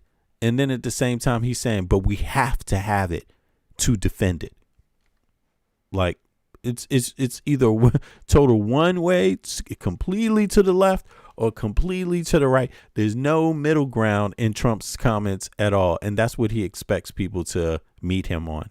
Number one, legally it's not defensible that way, totally. And number two, psychologically, who the hell wants to defend a license agreement or a lease which is a large piece of ice in the middle of the ocean where, if there is a war, much of the action will take place on that piece of ice. Think of it. Those missiles would be flying right over the center of that piece of ice. All we want from Denmark for national and international security. He basically sounds like he's trying to terrorize people. He's like, all those missiles are going to be flying over all that ice. Okay, yeah, well, people knew that already. That's nothing new. The ice is already, the ice has been there, man. It's not new. Security, and to keep our very energetic and dangerous potential enemies at bay, is this land on which we're going to build the greatest golden dome ever built. We're building a golden dome that's going to, just by its very nature. He doesn't even know what to say about that. Yeah, by its very nature, what's the golden dome going to do? By its very nature. You know, the nature of this gun I have in my hand, motherfucker. Did you know the nature of it? It means this. What the fuck?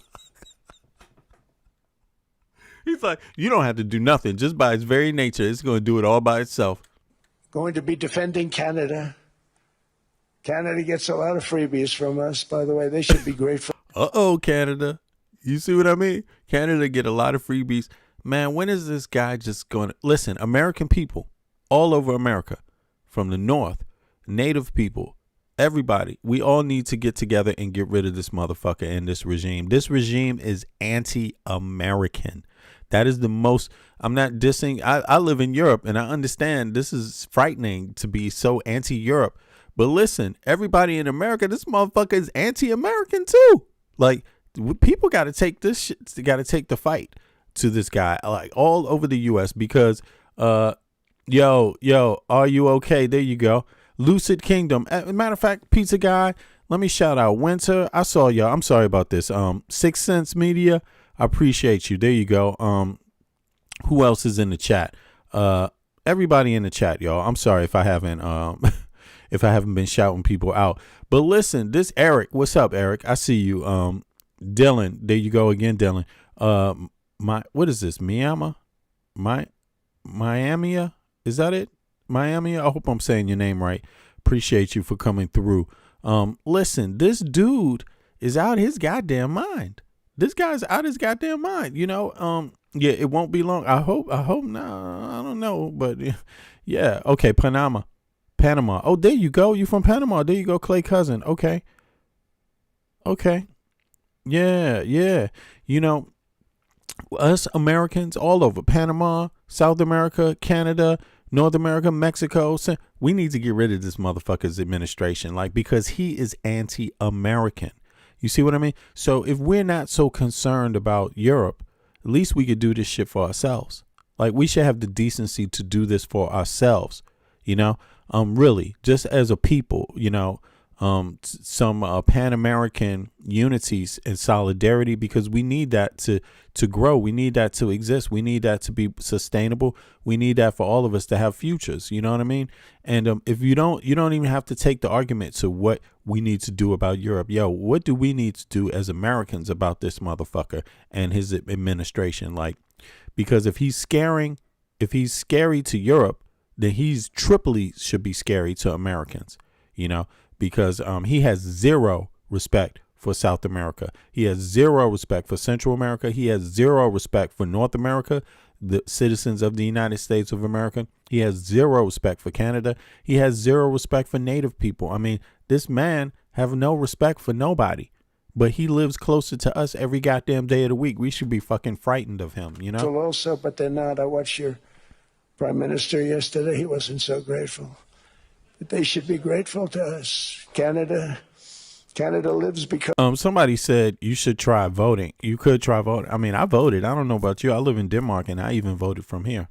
You know, I voted for Kamala Harris, but, you know, she was the only woman to ever serve as vice president in the history of the country. I'm very much so pro women's rights, especially with stuff like that, you know, because women didn't have the right to vote.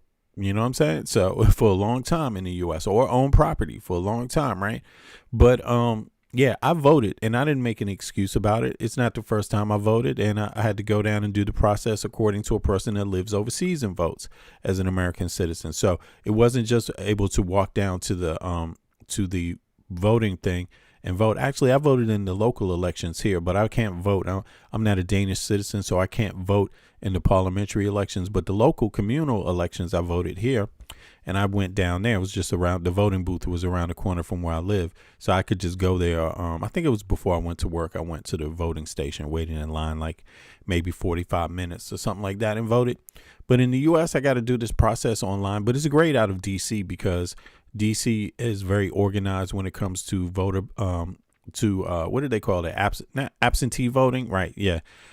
So people like myself, since I'm a dual resident of D.C. and Copenhagen, I'm able to vote in these in the presidential election in the U.S. So it's all streamlined, but it took a little bit of printing out and online and then sending something back in the mail and all of this shit. But listen, D.C. is pretty much a Democratic stronghold. So, but there are issues there. But in any case, I definitely voted, and I say you should try voting. There was a third of the American pop. Not should try. You should vote. If you pay taxes, vote. That would be, even if you don't have a job, vote. This affects every aspect of your life. Who is president, who is in Congress, who is in the Senate, who is on the Supreme Court. Every day you live is because of a vote. Every experience you have in the United States of America is because of a vote. So vote, but, there was a lot of people that didn't vote. A lot of people, 1/3 of the U.S. population didn't vote for any president this last election. So, and you can see what you got out of that. You got Donald J. Trump. So I think it's the perfect representation of what a society is that has 1/3 of the population that didn't vote. It makes a lot of sense. United States, remember that, Mark, the next time you make your statements. What we did for Israel was amazing, but that's nothing compared to what we have planned for the United States, Canada, and the rest of the world. We are going to build a dome. This dude is out of his damn mind. So, yeah, yeah, they had a whole lot of creepy things. Let's see here. I want to see what he says about President what the legacy media said again, real quick. It on notice. He's not backing off at all in terms of his ambition to take control of Greenland, but says it will be through negotiation. And just minutes ago, he wrapped up his much-anticipated speech at the World Economic Forum. He delivered his clearest statement yet that he will not use military force to seize the Danish territory. And nobody can trust him. Why would you trust him? You have to be crazy to trust him. And I'm not saying he is going to use force, but I'm saying if you don't prepare for force, it will be the one thing you regret the rest of your life. Prepare for war. Prepare for him to try to take Greenland by force. Because if you don't, you will regret it, because he could change his mind any second of the day. He could change his mind based on you not praising him, you not giving him loads of adoration constantly throughout his day. Anything could set off Trump and he will flip on you. You see what I'm saying? So, and there's no one above him, so you can't expect that he's going to treat you back with adoration the same way he expects for you to do. So the whole relationship is going to be toxic. You can't win. So it's easier to just prepare for war. You owe your own citizens something. That's the least you can do. That's what having a government is all about, protecting your people, your citizens, and your land and your country. So be about your business and don't rely on Donald J. Trump. Nothing will return to normal with the U.S. There's no chance in hell of anything returning to normal with the U.S. as long as anybody associated with Donald J. Trump has anything to do with government at all. That includes Grok. If Grok is inside the Pentagon, nope. If he's inside if anybody, you know what I'm saying? Peter Thiel, Elon Musk, any of them, these people do not respect your sovereignty in Europe. They have proven that. So, yeah. So take my warning. but reiterated his desire to take over Greenland. He also slammed the NATO military alliance and American allies, calling his demand for Greenland a, quote, small ask. We never asked for anything. And look, and we never got anything. We probably won't get anything unless I decide to use excessive strength and force where we would be, frankly, unstoppable. But I won't do that. Okay? Now everyone's saying, oh, look, good. He's saying he won't do it because he saw everybody say, yeah, come on, motherfucker, make a move. Now he's like, but I won't do that because he only respects force, you know, just like a rapist. Listen, people that know about this subject, look, the easiest way to stop a racist is with a motherfucking gun. You know what I'm saying? With a loaded bullet in the barrel and you aiming it at that, then the motherfucker might leave you alone. But until then, they will just come after you. And this is what Trump is like in real life. Like, you've lived through it. He's harassing people. He won't let you go unless you pick up a gun. And this is what you're seeing. This is what has been displayed. It wasn't before you picked up a gun that he said, I won't do it. It was only after. You have to understand that no matter what you think, Trump made this comment after you picked up a gun. That's what actually happened in real life. We never asked for anything. And we never got anything. We probably won't get anything unless I decide to use excessive strength and force where we would be, frankly, unstoppable. But I won't do that. Oh, really? He decided today to say he won't do that, right? Only after all the military people showed up on the island and it's like, yeah, motherfucker, you try it. Only after the Danish military, they didn't even need the orders because this is a standing order. But after the Danish military was reminded of the standing order, shoot first. Do not call command and ask what to do. Shoot first. That's exactly what they were told over the Danish media. That was exactly, everyone around the world heard that. They recited it. Even legacy media in the U.S. said, yeah, the Danish military, the Danish prime minister said, and defense secretary said, yeah, shoot first. Don't call central command. Do not call the central military command of the Danish kingdom to ask if you're supposed to shoot somebody invading your motherfucking island. Do not call. Shoot first. Call after. You know, those were the orders that the Danish military got. And that's exactly goddamn what they were planning on doing. Shooting first. Right. And this is what Trump said after all of that happened. And we never got anything. We probably won't get anything unless I decide to use excessive strength and force where we would be, frankly, unstoppable. But I won't do that. But I won't do that. Oh, finally, people had to wait for months and months. But it was only after a gun was picked up that he has submitted this new piece of information. And the new piece of information is, but he won't do that. Just like a rapist, right? Pick up a gun, stick it up, point it at their ass, and see how they react. If they react differently. And that's exactly what you saw. You saw what it's like. I mean, I don't know if he's a rapist. They say he's a rapist. I mean, plenty of people have alleged he's a rapist. A little girl, a woman said she was a little girl and was raped by him 3 times. But I'm suspecting that he is. And how it usually works with rapists is that they think twice once they find out you the little motherfucker with the gun. Then they like, okay, sorry, never mind. I'll leave you alone. And they never come back again. Now, Trump is likely to come back because he has people that have no soul and only think about conquest, right? Behind him. Like, let's be honest, he's not the only rapeologist in the squad. You see what I mean? He's been known to hang around rapeologists and people that like to harass and take anything they want from anybody. You see what I mean? So his whole squad is like that, right? So, yeah, but, it worked for now.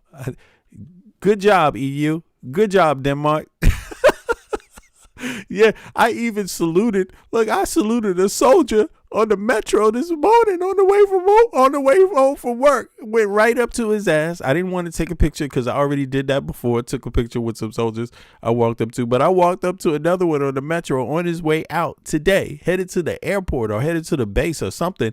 Went up and said, "Hey," and I said, "Mang tak." That means many thanks, and put my hand out, and he shook my hand, and then I gave him we both bumped each other, gave each other a fist bump. You know what I'm saying? And he went on his way. Now, I'm saying that's what worked. You know, standing up for your country is what worked. You know, standing up against a lunatic is what worked. Yeah, exactly. What is this? Mia. I'm sorry, Mia. I'm saying that wrong. Yeah, Mia. Yeah, exactly. Denmark, you know, Aleph in for Alice. Yo, but for real, that's what happened. So this guy Trump, you get you get notice on how a bully behaves when you pick up your gun and decide that your heritage and your pride matters too, just as much as another motherfucker's arrogance. And the world is here to witness it. You know, that reminds me also of before I get into the other part, let me see here. That reminds me of what Gavin Newsom said yesterday. If we could get a small listen to him. These were his words. Let's see. Come on now. Yeah, it's time to buck up. It's time to get serious and stop being complicit. It's time to stand tall and firm, have a backbone. You know, it's I've seen this in the United States, the supine Congress playing both sides, you know, say one thing on a text or a tweet, another publicly. It's time to have principle. It's time to stand tall and strong. Does that mean responding with tariffs? It's time to stand united. You make that determination. I don't make that determination. But when you say standing tall, what do you mean? Just I can't take this complicity. People rolling over. I should have brought a bunch of knee pads for all the world leaders. I mean, handing out crowns and this is pathetic. Nobel Prizes, they are being given away. I mean, it's just pathetic. And I hope people understand how pathetic they look on the world stage. I mean, at least from an American perspective, it's embarrassing. So what should Europe be doing? You should decide, the Europeans should decide for themselves what to do. But one thing they can't do is what they've been doing. And they've been playing. This guy is playing folks for fools. And it's embarrassing. Europeans think this is diplomacy and this will ultimately this is work. Diplomacy with Donald Trump? He's a T-Rex. You mate with him or he devours you. One or the other. And Europe's being people devoured? need to stand, but no, the Europeans could be if they continue down this path and process. They need to stand tall, stand firm, stand united. Exactly. Look, you said this a year ago we should have been having this conversation, and they didn't. Okay, and now you're paying the price. Exactly what anyone objective observer would have anticipated we'd be where we are today. What do you think Ursula von der Leyen Yes, listen, lead to the end of the European? You know, Europeans, this is my thought, Europeans, you know, and I'm just speaking generally because obviously Europe is a big place and it's a lot of different countries and people, right? But as my advice as an American citizen living in, you know, having spent time in Europe, living in Europe, born and raised in Washington, D.C., both sides of my family go back to the colonial period. You know, I traveled around as a young man doing art and music, right? But outside of DC, and also overseas. But you know, this thing about living, I didn't live in Europe until I was a grown man, until I was in my 30s. So you see what I'm saying? So my advice to you is this: the United States of America, we're having a fight over values right now, and we need your help. And you have to understand, the very person that's taking you through this is a person that hates us in the United States of America, straight up. The same disrespect that he's showing you is the disrespect we know him from. So we could see that he was coming, that he's going to eventually attack you. We know that. So you all need to follow our word on the left and understand that this is what and people on the right in Europe too, pay attention. because it was the right wingers that walked in Putin into the United States. It was the right wingers that walked in Elon Musk to try to own everything. And that's their scam. They want to try to talk up the right wing, talk up all these nationalistic points, and then rob all of you. That's what is happening in the U.S. So you need to pay attention. You see what I mean? Don't fall for the okie doke. You know, these people are a goddamn serious threat. They are a threat to your life. You know, they betrayed even the right wing voters in the United States. They betrayed. They had all that talk simply because they wanted to get their support, because they believe they're ignorant and would simply vote for them no matter what. And they did. They voted for them. And then they got robbed. Europe, stand by your principles. Stand by your values. Because, you know, Americans, we're in a fight for our life over our values. Which one will prevail? Will the one that believes in universal health care, universal education prevail? Will that one, the one that believes in democracy, will that one prevail? Or will the one that believes in extremism, hatred of minorities, hatred of women controlling their bodies, hatred of, you know, clean air, clean water, you know, hatred of a decent wage that pays a person that works 9 to 5 a salary to where they can actually afford to live to have shelter. You know, these are the kind of values we're in a battle with, and you have to understand that. So if you don't support us, what could emerge inside of our country, what could emerge is a person like Donald Trump. That's exactly what happened. And that person will come for you. That's the lesson to be learned here. You know, yeah. And big up to Gavin Newsom. Again, I got to say, I mean, if Gavin Newsom was running for president, I might have to say I would have to vote for him. You know, because, again, when we talking about life and death, Gavin Newsom has been right on point with the center issues, you know, on the bullseye. You know what I mean? And I know there's a lot of people that look for everyone to be perfect about everything all the time before they give them the support. Well, that's how we got Trump. Because Kamala Harris wasn't perfect at everything all the goddamn time, but you voted for Trump instead. You know what I'm saying? She would have saved your goddamn life, and people voted for fucking Trump.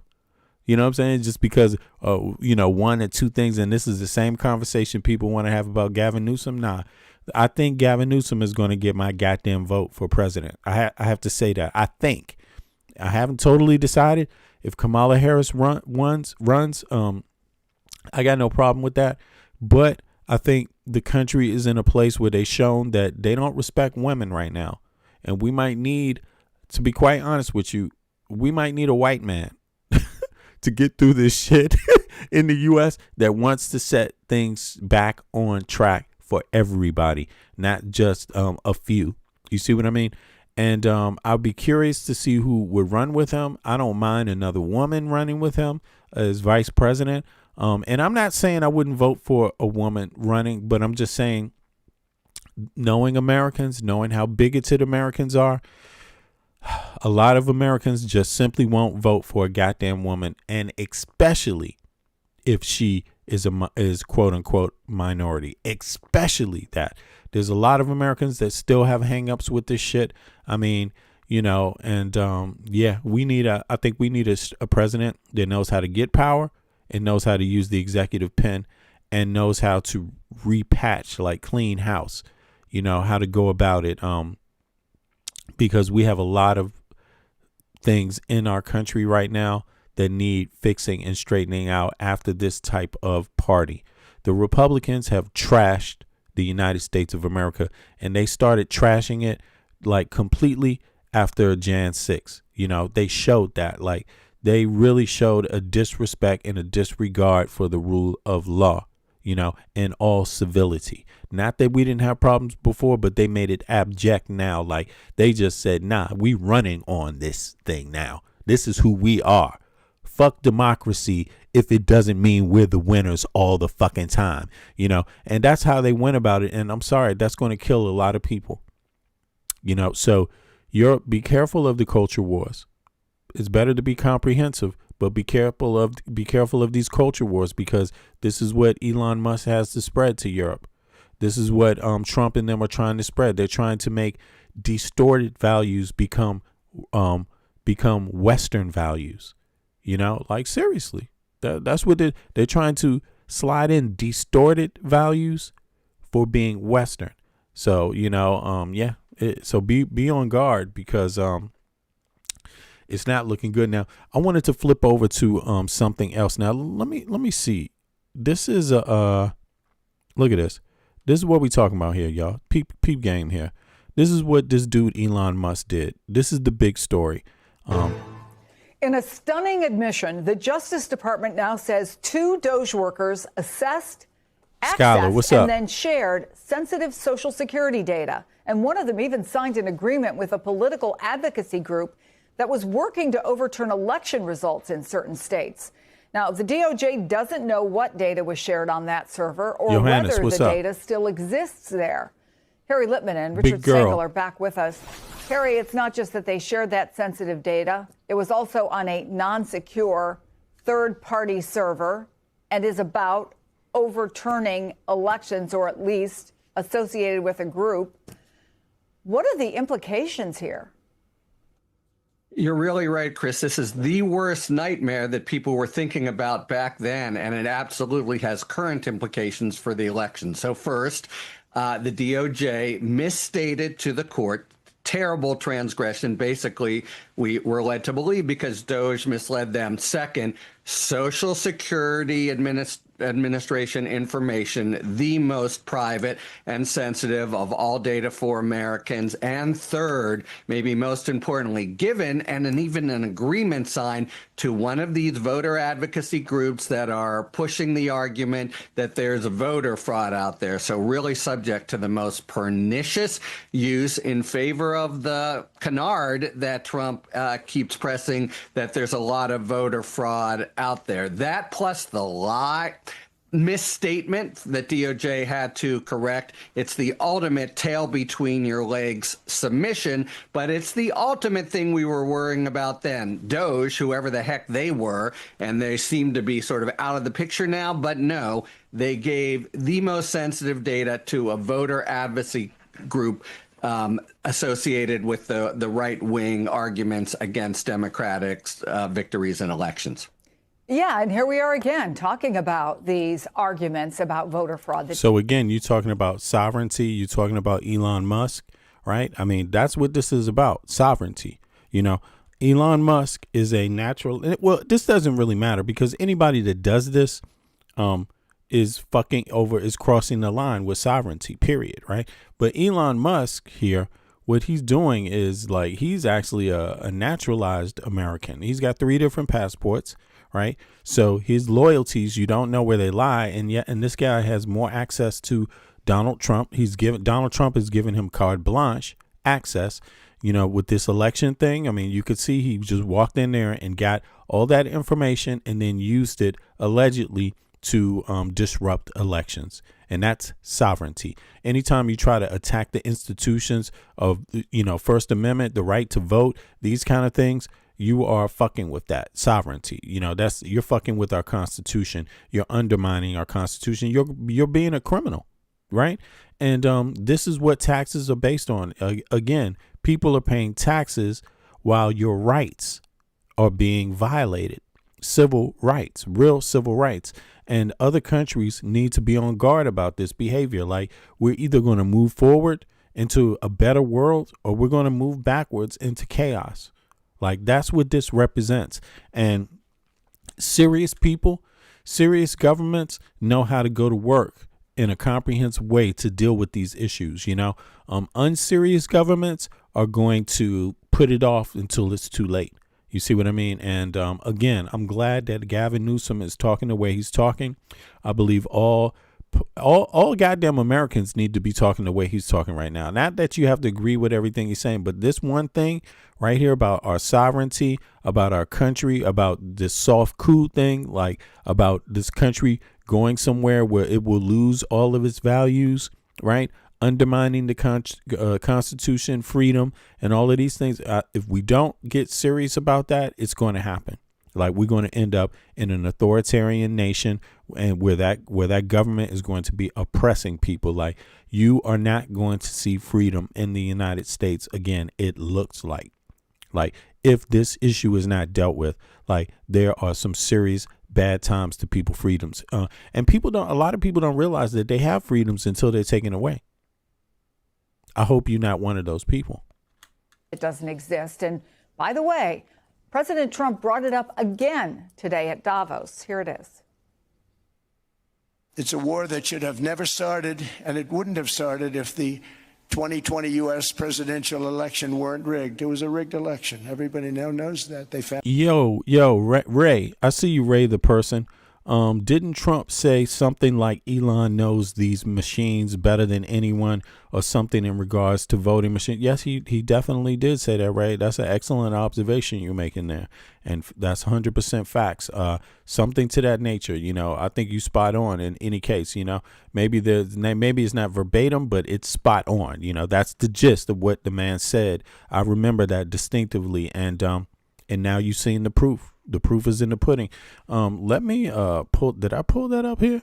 Let me go back to that to remind people that they found this out. Elon Musk, they found out, and this administration has admitted it now, that he got access. Somebody in his office got access to Social Security information, and that information could have been used to tamper with the elections in 2025.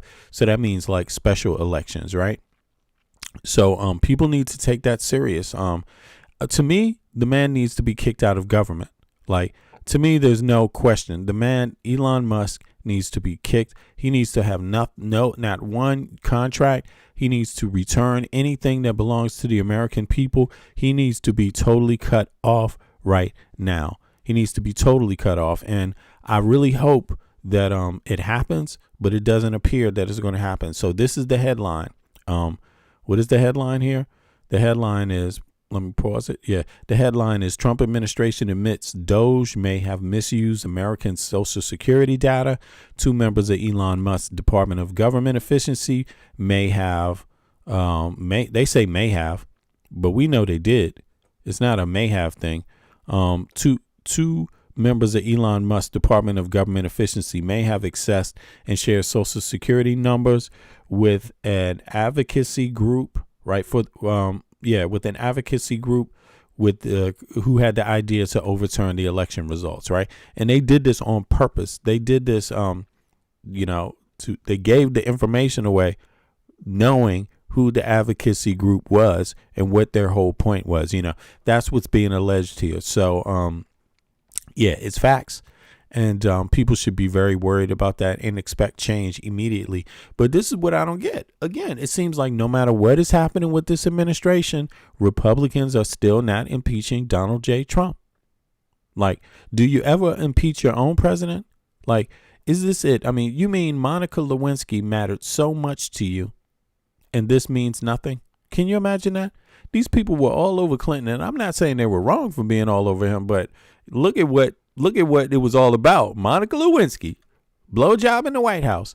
And that was like the impeachment that they went after. Look at this. Trump, on the other hand, they're nowhere near impeachment. This man has violated every guy. He didn't just get a blowjob. If it was just a blowjob, people wouldn't even be worried about this shit. But this dude is literally like violating every law in the country, every single law. This is not one. The man, blowjob, Monica Lewinsky. Is this really what we're going to talk about? Is that really what folks want to talk about? Monica Lewinsky, blowjob. Is that really what it is? Because the reality is that that's not what is coming up regarding Trump, and that's not the conversation. When Trump was alleged to have relations with a minor, it wasn't shit like Katie Johnson is saying. I mean, it wasn't shit like Monica Lewinsky was saying. This is some whole extra shit. Was responsible for throwing the sex parties. There was, I originally came to New York trying to be a model, and in my travels, I met a girl named Tiffany there, who was very interested in me and said that, she that's what she did, is that she helped girls, get what they wanted, and she could help me get into. She's 13, 14 years old. Keep in mind. Modeling, that she knew a lot of people that were higher ups, and that it would be no problem. And so that's why, but I would just basically have to come model at a couple of events and meet some people.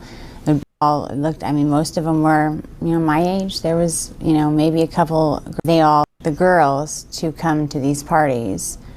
And they all looked, most of them were, my age. 13, 14. Most of the girls were 13, 14 years old. There was, maybe a couple girls that were maybe 14 or 15, but it seemed to me like we were all very young. So. Yo, she's talking about 12. Was she 12 when she started?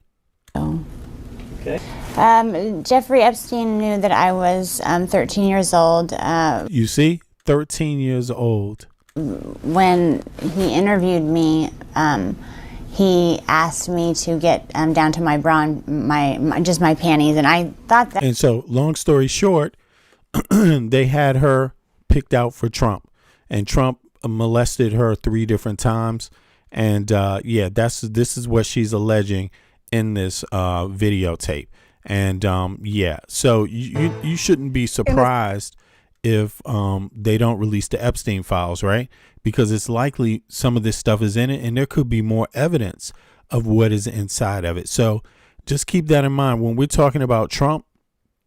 When we're talking about Trump and Monica, impeaching him and bringing that up. Look, the Republicans, they impeached Bill Clinton, and that was over a blowjob. And I'm not saying that's not enough. I'm not saying that's not totally foul. It's totally foul. How are you going to be, first of all, how are you going to be married and cheating on your wife? Secondly, how are you going to be just mixing it up with interns, dude? Like, that is wrong, man. You taking advantage. It doesn't matter who it is. They're an intern. Leave them the fuck alone. Can't you find? That is just so bad. That is so bad. But then again, Clinton is in those photographs. But look, they didn't take it there though with Epstein, did they? When they talking about Monica Lewinsky, they didn't even mention nothing about Epstein, huh? None of those pictures, none of that hanging out on the island, none of that shit, right? But now, think about this. Clinton had an impeachment trial. They didn't bring up Epstein one goddamn time. You see what the Republicans didn't. They didn't. See you later, Winter. See you later. Who's that? Who's going? Yeah. But listen, notice the games that these MAGA people play too, because doesn't this sound familiar? Now they say, look, they talk about Biden. How come Biden didn't release the files when he had the chance? Okay, motherfucker. How come you didn't talk about Jeffrey Epstein when you was impeaching impeaching him for Monica Lewinsky?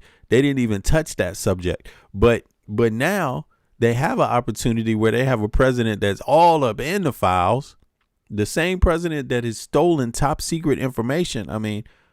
That's very strange. So you could have been blackmailed at the same time you stealing top secret information. That sounds like a more important story than Monica Lewinsky. I'm not putting down Monica Lewinsky, but that's the story about Trump and Epstein files and blackmail and stealing top secret files. All that shit sounds like that goes hand in hand. That sounds way more serious than Monica Lewinsky. And they're still, and then you add Elon Musk, and then he's inside stealing Social Security numbers, information about every American citizen, and using it against elections.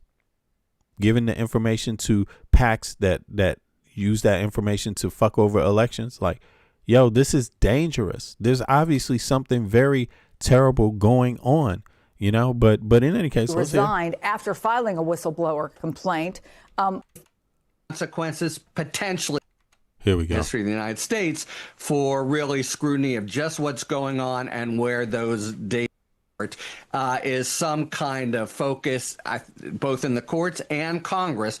A member of Congress today called this the worst data breach in the history of the United States for really scrutiny of just what's going on and where those data are. Short of that, will there be criminal consequences? Potentially under the Hatch Act, but that's really the least of it for what has. But is Trump just going to give him a pardon? Is J.D. Vance just going to give him a pardon? Yeah.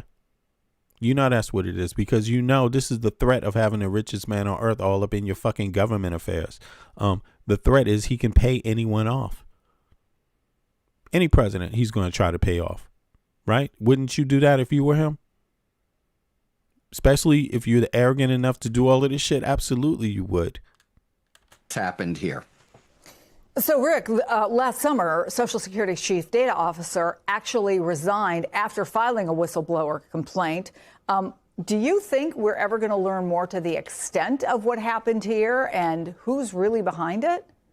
Oh, thanks, Dylan. Appreciate it, bro. Thank you. I appreciate that. We will. And Chris, I appreciate everybody for coming out, no doubt.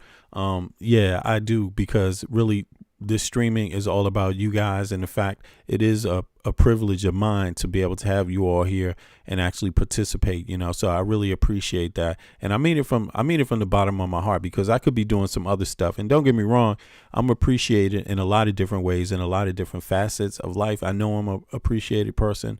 You know, I'm a decent father and these kind of things, a good friend, on and on. But, you know, but I just wanted to let you know this is a new experience for me.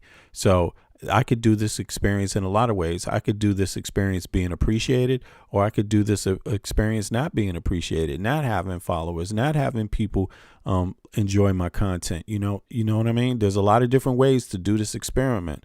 So, you know, so I'm grateful that I'm having this opportunity, you know, so I just want to let people know that. Yo, who did that? There you go. Wake up. I appreciate that for the memberships, y'all. And I try to tell people, go look at the private videos, the membership ones, because they have some good comprehensive information in there that may be less exciting, but very useful, especially in bridging the gap between the U.S. tax system and the European tax system, between universal healthcare systems and the system the U.S. have, between universal education and the EU versus what the fact that American citizens don't get that, and they pay just as much taxes, pretty much. You see what I mean?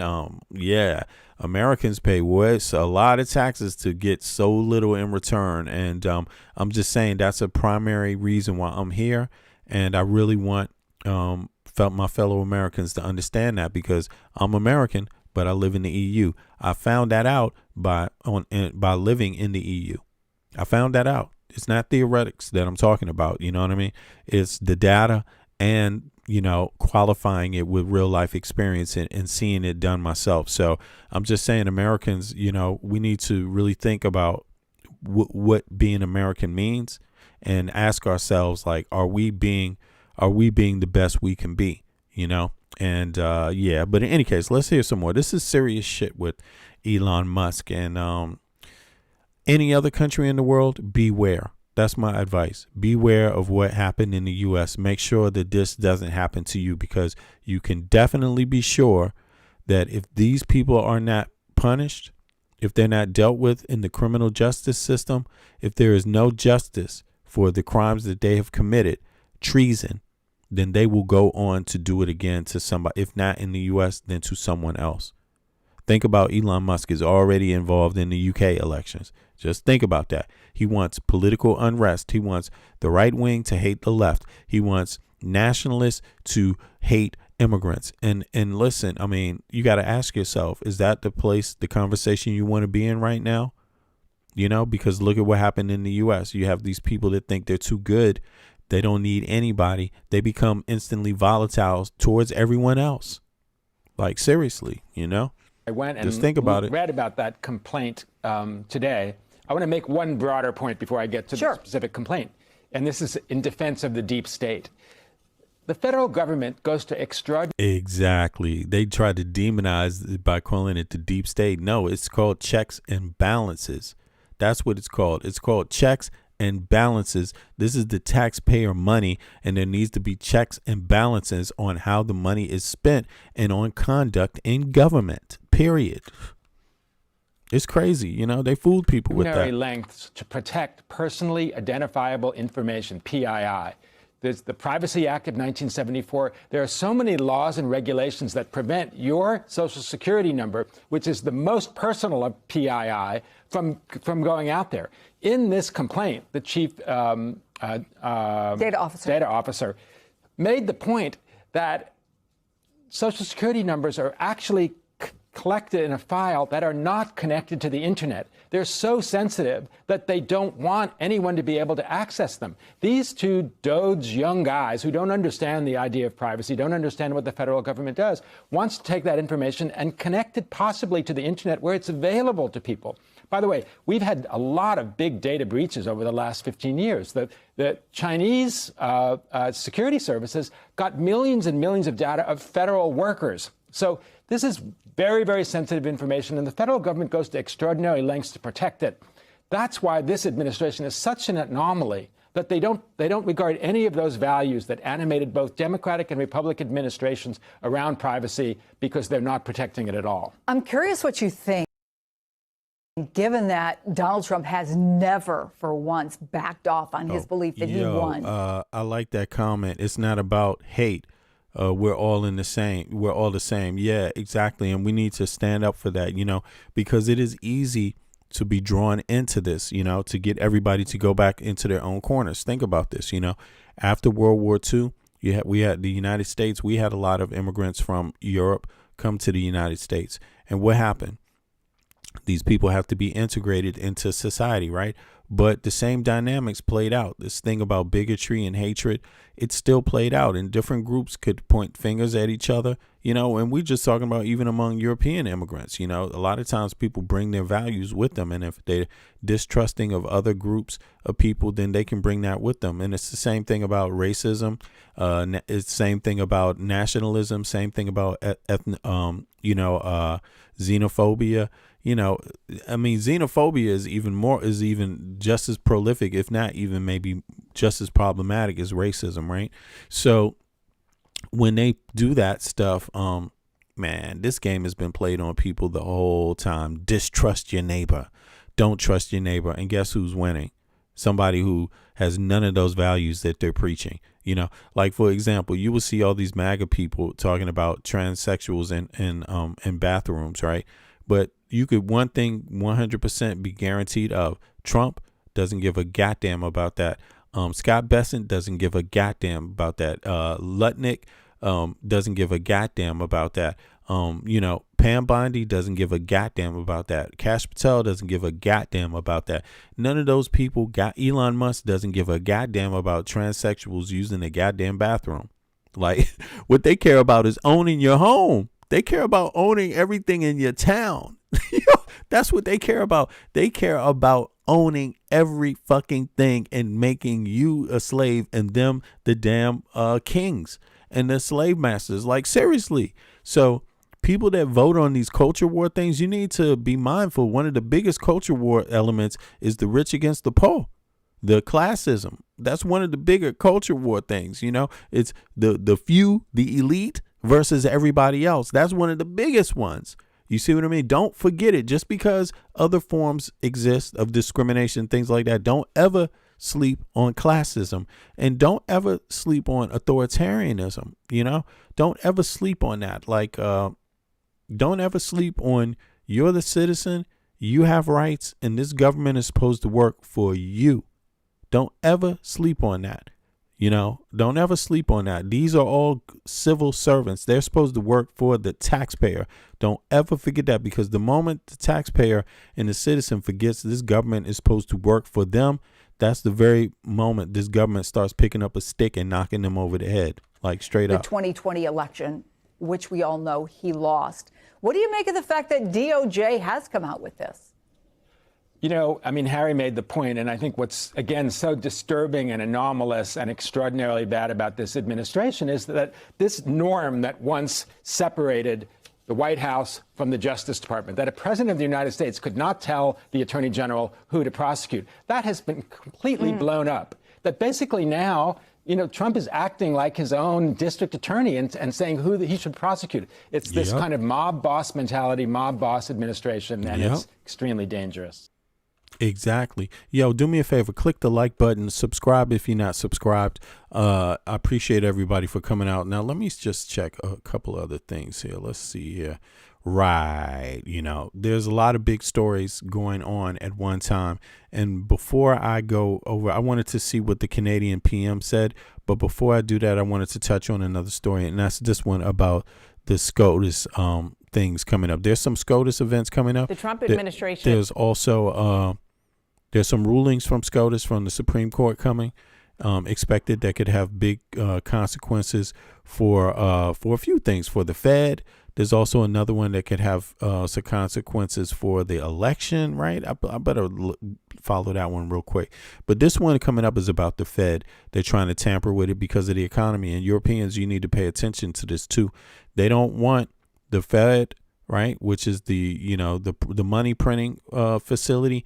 They don't want the Fed to issue the job data, the economy data, right? They don't want them to issue proper data on that. So you know how good the dollar is doing, how many jobs we have, how many, this industry, how well is industry doing, where is it suffering, where is the social part suffering, where how the country looks on a comprehensive level, especially given how the effects of the economy, the effects that it has on the dollar. Now, everyone has seen that the dollar has gone down since Trump has been in office. It's gone down 10 points. Everybody should know that. And information is power, 6 cents Amelia. Yeah, straight up. And so people need to know the dollar has gone down, gold has gone up. And so when we're talking about the Fed, this is what we're talking about. Why is the dollar going down? Why is the gold going up? Well, this is part of that. What's going on here in the Fed is part of that. And Trump wants people to not talk about it. Look, when there's a weak dollar, gold goes up. When gold is strong, the U.S. dollar is weak. What does that mean for the average taxpayer? Well, if it keeps, or citizen or resident, if it keeps getting lower and lower and lower, these banks are going to start calling back their loans. I don't know how many of you read your loan applications, but in the U.S., most of these loans, they have the right to recall them and say, pay all the loan back at one time, or we take your house. Did you know that? A lot of them have the right to do that, especially when the economy is getting bad, right? So be cautious because, look, trade tariffs are fucking up the U.S. economy. Once the U.S. economy goes into recession, the next thing you could look for is these banks trying to call back certain people's loans, straight up. So be cautious. Not that there's not going to be any other effects also, alongside of all of this, but that's one major one to think about. And if you listened to what Scott Bessent said in this Davos, in this last meeting, this international meeting that we just covered, right? There's a clip where they got him talking about this houses. And if you listen closely, the man is talking about basically pushing out family members, mom and pops, people that own homes for their retirement. Just he's talking about your average homeowner. And the way he talks about it is so disgusting. Be on guard. Like this is all connected here. Squaring off against Fed Governor Lisa Cook at the Supreme Court today over President Trump's effort to fire Cook. Former Fed governors of both parties say independence of American monetary policy itself is at stake. The conservatives on the court seemed skeptical about President Trump's argument that he's allowed to fire her for cause and that only he can decide what for cause means.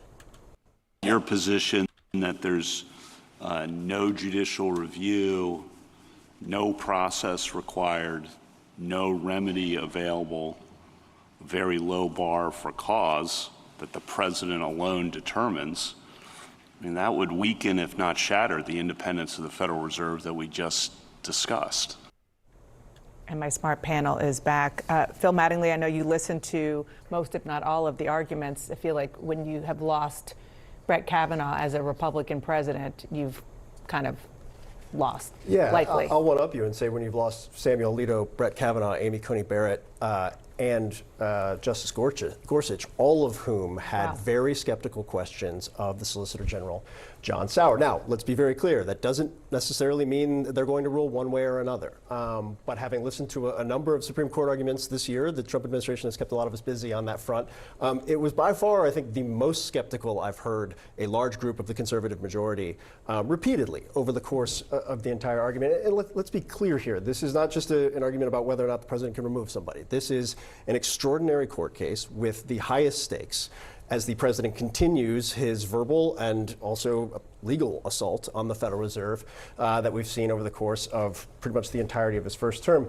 I think the critical thing to keep in mind here as we picked up the skepticism of the justices is at the heart of this is an allegation of mortgage fraud The justices themselves pointed out the actual documents that underpin that allegation are not even in the case file here. It's just tweets from Bill Pulte that have screenshots of some of those. And much of the discussion was not at all about the allegations or whether that hit the for-cause threshold, but instead process, procedure, and why the administration wanted to move so quickly on this, none of which seemed to be good signs for the administration, and a lot of questions that I think coming out of it, the administration will still have to answer.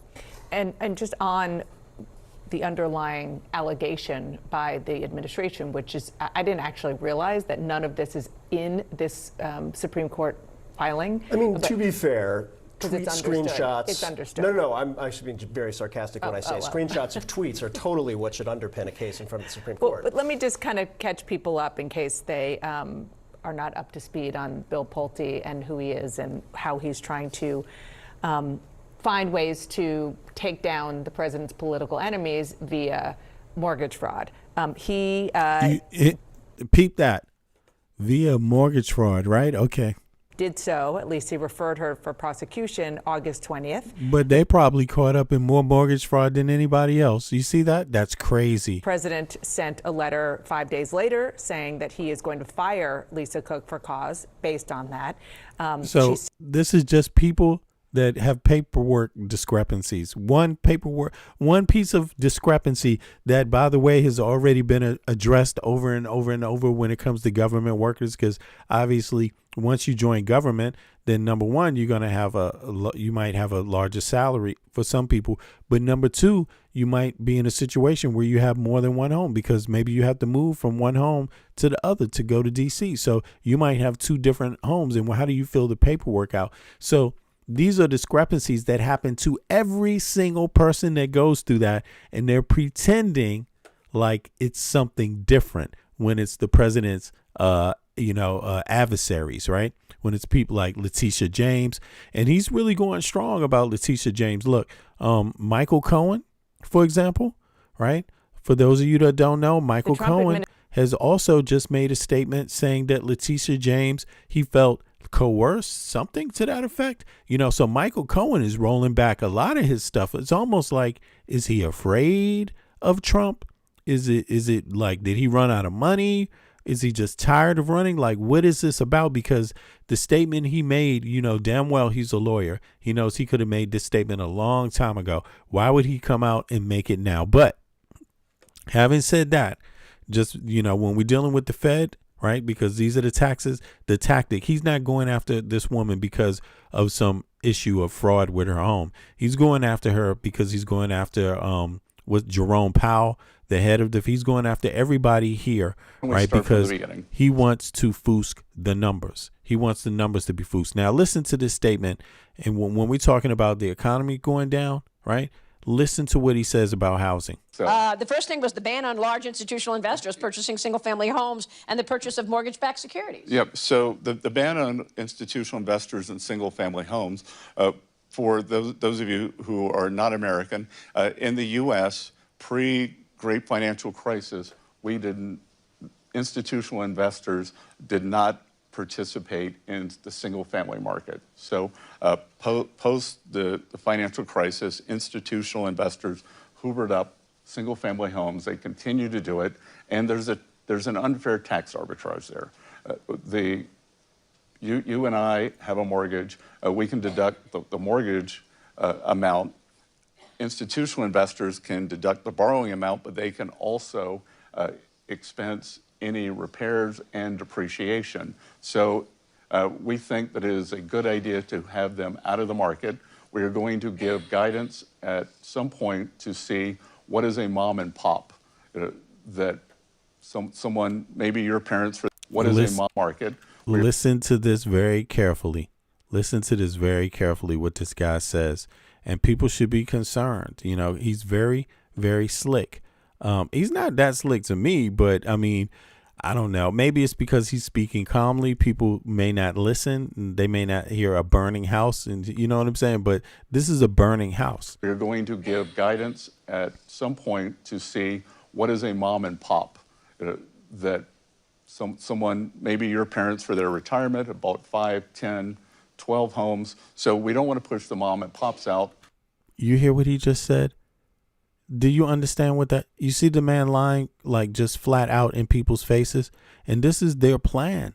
Look, this is part of their plan to buy up every fucking thing, drive the economy down, kick you out of your homes because you can't afford the mortgage anymore, right? And then buy up all your shit for less than what the bank even asked for it. This is their plan. Mom and pop that. Listen to how he phrases this. I think that it is a good idea to have them out of the market. We are going to give guidance at some point to see what is a mom and pop.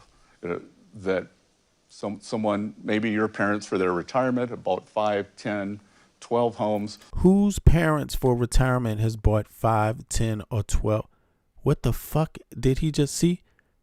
He's talking about people. He's talking about private people. He's not talking about mom and pop. So he's trying to get these people extra deductions. He's trying to get the law. People that own 15 homes, which is obviously a real estate person. Why is he calling it a mom and a pop? A real estate person. He's trying to lax the laws. Now, listen to this. At the same time, they're trying to drive down the economy. Someone, maybe your parents for their retirement have bought 5, 10, 12 homes. So we don't want to push the mom and pops out. Is that a mom and pop? Is that a mom and pop? We don't want to push the mom and pops out. Is okay. Just want to push everyone else out. We just want to push everyone else out. So what about the people that own one home? How about those people? Exactly.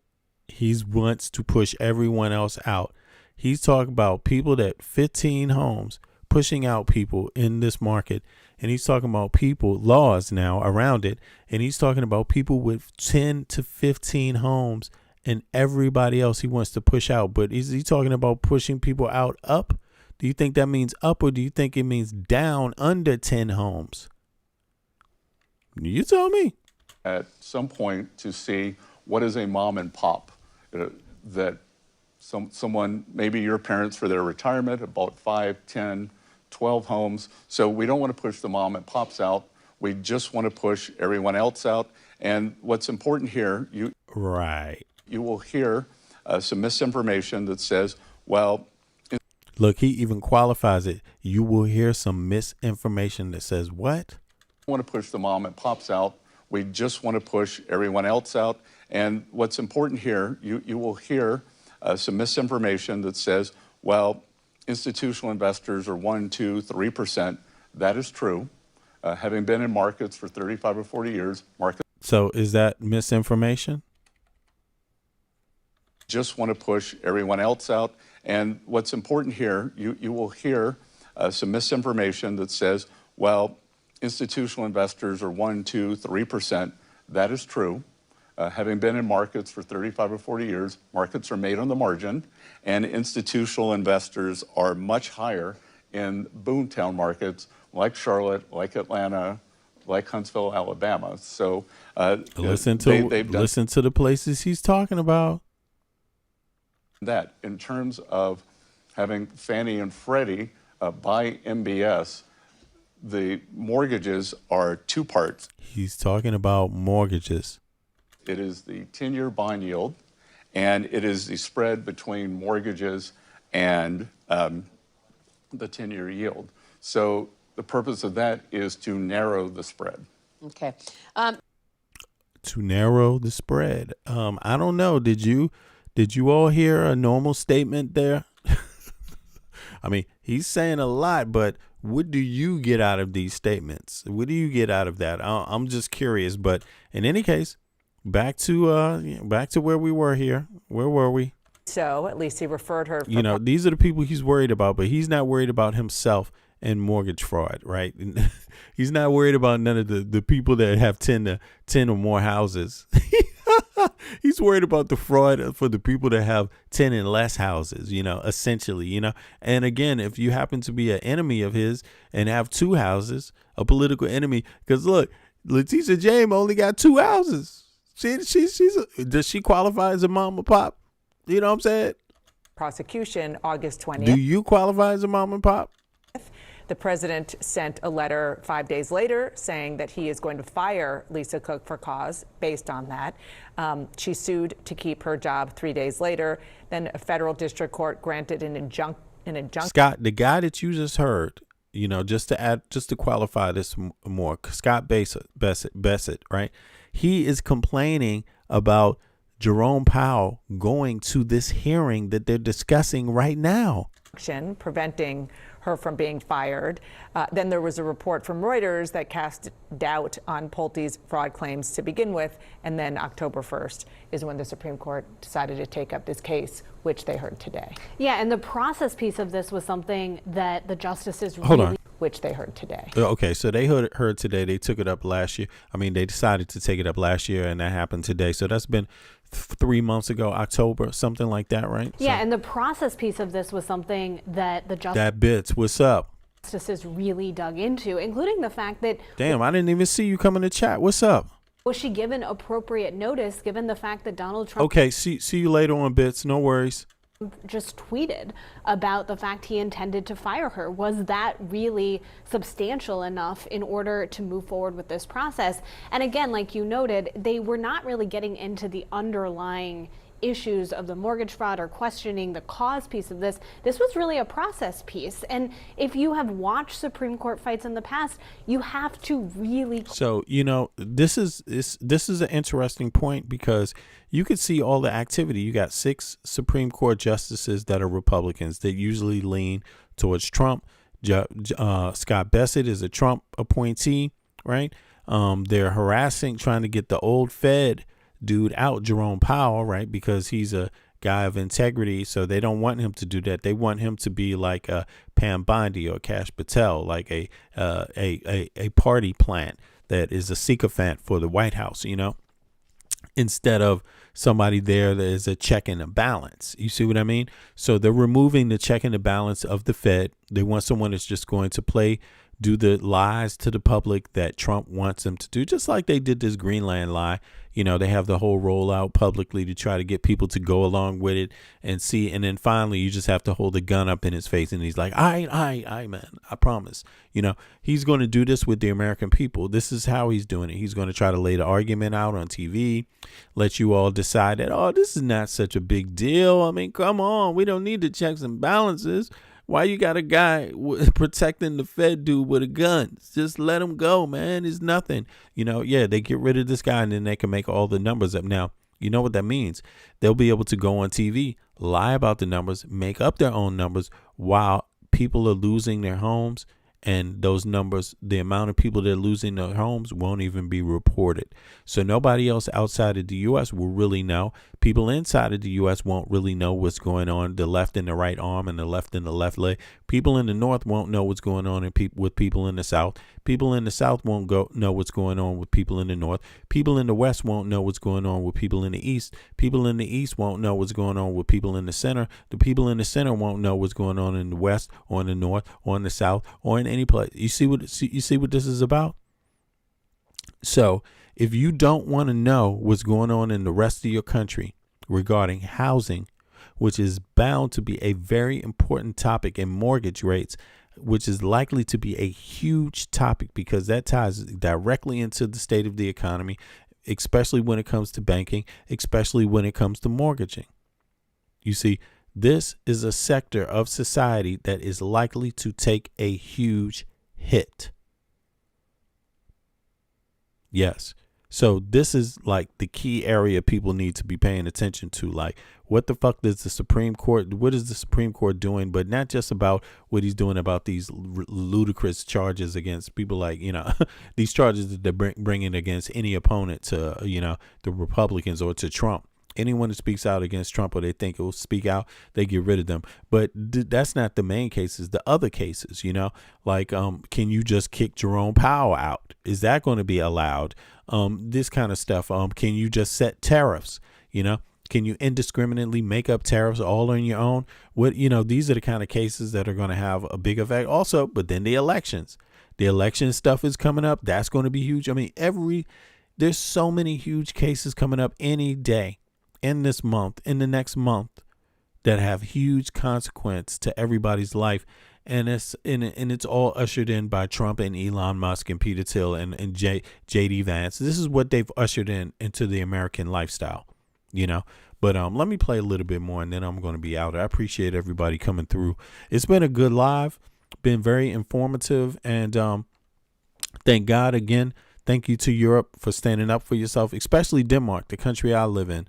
Danes, thank you for standing up for yourself, because as an American citizen, I have to say that is what will do it. Stand up first, you'll have some peace. No standing up strong, you will never have peace against this guy. And it's just like Newsom was saying, right? Gavin Newsom. But let me see something here. There's a demonstration coming up, y'all. I don't know who knows it and who's been told, but let me see. On January the 31st of this month, there is a demonstration coming up to the American Embassy, at the American Embassy. Now, let me show you what that looks like real quick. And then I will play a little bit more of this coverage that CNN has about the Fed, right? So let's see here. Where is this at? Can I get this up? Where is it at? Here it is, right here. Now, this is the demonstration. If you're in the area, if you're in Malmo, if you're in Copenhagen, this is the demonstration. You should check it out. It's on the 31st of September, right? Street from the American Embassy, right? And which is in Østerbro, Denmark. Østerbro, Copenhagen, I'm sorry. Trianglen. I have to speak a little Danish now. Trianglen is the place, the triangle metro stop. You can get off there and you can walk. Maybe it's like 5-10 minutes from there, or you can get off on Østerbro S train station, right? And you can walk even less than 10 minutes. You can walk 3-4 minutes and you'll be there, right? So this is the 31st of this month. Come out and support everybody. Come out and support everybody that wants to end to this Trump regime. Come out and support everybody that understands the danger that civilization has, Western civilization, but also just people in the world. This motherfucker will attack other people too. Like, don't get it twisted. He's going to go further. It's always like that. When people over here are tired of being fucked around, then they go look for somebody else. I mean, you could expect that to happen. But in any case, it's the 31st of January. I'm sorry, damn. At noon, across the street from the American Embassy, and that's in Østerbro. So come out and show your support. Now, there's going to be many people speaking from different political parties, but also a lot of Americans there. This is the Americans doing this demonstration, by the way. So and then everyone else is welcome. So let's go back to the main topic now, and I will catch up with y'all after that in the next. I will be back in 24 hours. I will have 2 streams tomorrow. So the next time I go live, there will be another stream after that in 12-hour period, something like that. But let's hear some more here. Cross your T's and dot your I's in the process here before you even get to the underlying issues of this case. And just a bit of analysis from our colleague Brian Mina today, and he wrote, if the court greenlights Cook's ouster, it set a precedent that Trump and any future president could take advantage of in order to reshape the board and force lower interest rates, even when they are not warranted by economic reality. And I think 3 of those important words in there are any future president. And that clearly is on the minds of the conservative justices that Phil was talking about here. The Donald Trump era will end at some point, but this will go on. And this is a decision that will last. What people don't stop right now will take them. It means that this is going to carry over into the next lifetime. This is these problems that are created by Trump right now are going to carry over into the next generation. You see what I mean? So young people, you are going to have to pay for this. People that can't even vote are going to have to pay for this. Your kids will have to pay for this. It's going to take them a whole lifetime to make up for this corruption that's going on. So beyond that, and it is so important. Are not warranted by economic reality. Or if the court greenlights Cook's ouster, it set a precedent that Trump and any future president could take advantage of in order to reshape the board and force lower interest rates, even when they are not warranted by economic reality. And I think three of the most important words in there are any future president. And that clearly is on the minds of the conservative justices that Phil was talking about here. The Donald Trump era will end at some point, but this will go on, and this is a decision that will last beyond that, and it is so important to the independence of the Federal Reserve. And I think that this is something that a fight the president picked early on that he may live to regret overall in the Federal Reserve, because it has absolutely sort of changed his ability to shape it. His fight with Jerome Powell over and over again, in the criminal charges or the investigation, it probably has hampered his ability to change the Federal Reserve like he otherwise would have been able to had he just left the process alone. And I think Bill Pulte's role in this can't kind of be... All right, so that case is coming up. Yeah, and that's just something people gonna have to look out for, and hopefully we will find a way out of this madness. But yeah, it's coming. There will be change, but the only thing is, what will the price be for the change? You know what I'm saying? So on that note, I'm out. I appreciate everybody for showing up today. I'll see y'all in the next 12 hours. All right. Peace. When the people you trust got it in for you, deceit is the word of the day, and every clue, don't let it go. It's from the days of old. Time is up, but some still do not know. Can I make up my mind? Is it worth the dime? Do I have to take a minute just to make it mine? Life's never fair, but don't listen to the TV. Go out and take a listen to the streets with the people in the slums and the homeless bums with degrees and degrees sitting under a tree. It's not easy in the world for the poor man, the one that brought you to reality. See, they don't want you to know about the black sheep, leaving 7 rows to the 12 families all around the globe with an ancient code. Is it really asking a lot to say a death old? Cause we sitting on the earth looking back at extinct, and I'm standing on some ground that's about to sink. I ain't scared for a minute, I ain't about to blink, but I documented for the world what I see and think. Feel we on the call and I feel we on the break. All Congress gonna do is waste paper and ink. Vote or die, you voted and you'll die. You can have it both ways, can't say it's a lie. You can march all you want, but they playing you wrong. They only understand war, it's the same old song. They want war, all they really want is a war. Diversionary tactic to make the big score. The diamonds in the morning, you know they want more, but they wanna keep you low, so they manifest the war. War, all they really want is a war. Diversionary tactic to make the big score. The diamonds in the morning, you know they want more, but they wanna keep you low, so they manifest the war. Like a lotus coming out of the mud with colors, I create envy in those with power but jealous. I unify the poor with my song, the hell with the others. Descended the way they treat indigenous brothers, cause I understand we link forever. They try to hate us even though that we keep it together. I'm not talking about controlling the air or the weather, I'm talking about maintaining the truth, the high endeavor. A rebel drops bombs in the midst of trouble. The free world counterattack, and now there's double. But nature gets the shit in a way to settle. If you stop the machines for a minute, you might hear, but they won't, cause the TVs whisper in the ear. And capitalism has eyes that don't tear, and they cloud up and get crazy and won't stare. And like an ab,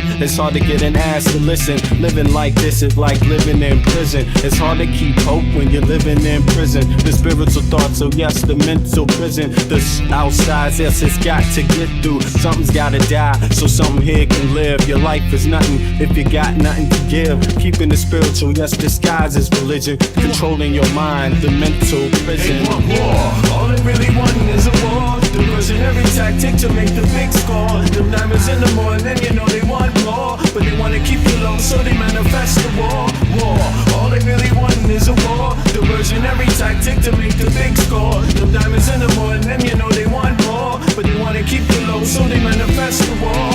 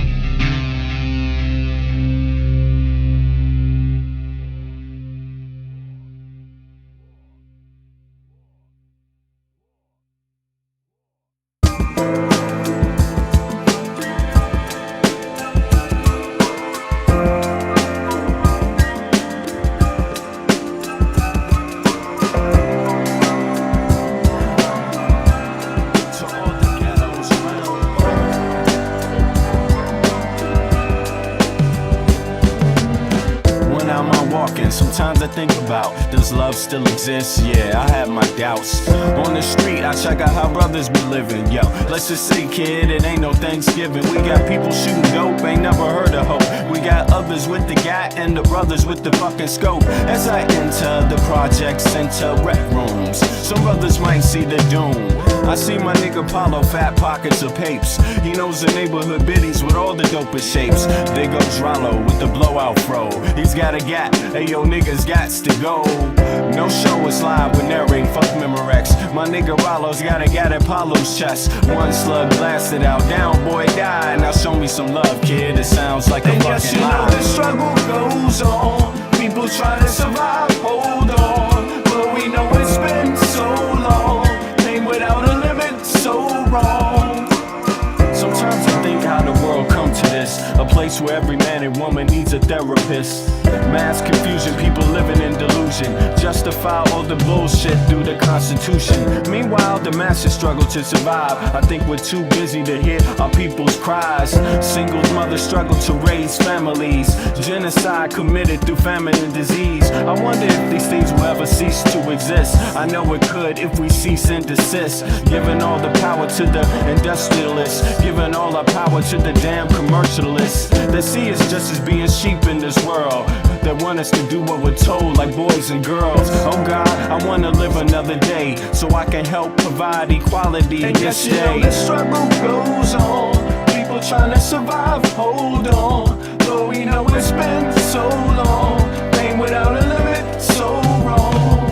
Everybody around the globe, open up your earlobe, your third eye, and then decipher the code. Through knowledge, understanding, then bring love into the concept instead of bling bling.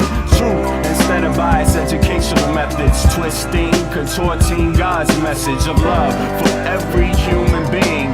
Listen, motherfucker, don't you hear the screams? It's time to do much more than talk, debate, and spread hate. We need to think and at the same time investigate. Understand what our actions may create. Before continuing the cycle we procreate. We can clone humans, but at the same time we can't feed humans. The future of man is actually looming. It's really depressing, it's true. And yes, you know the struggle goes on. People trying to survive, hold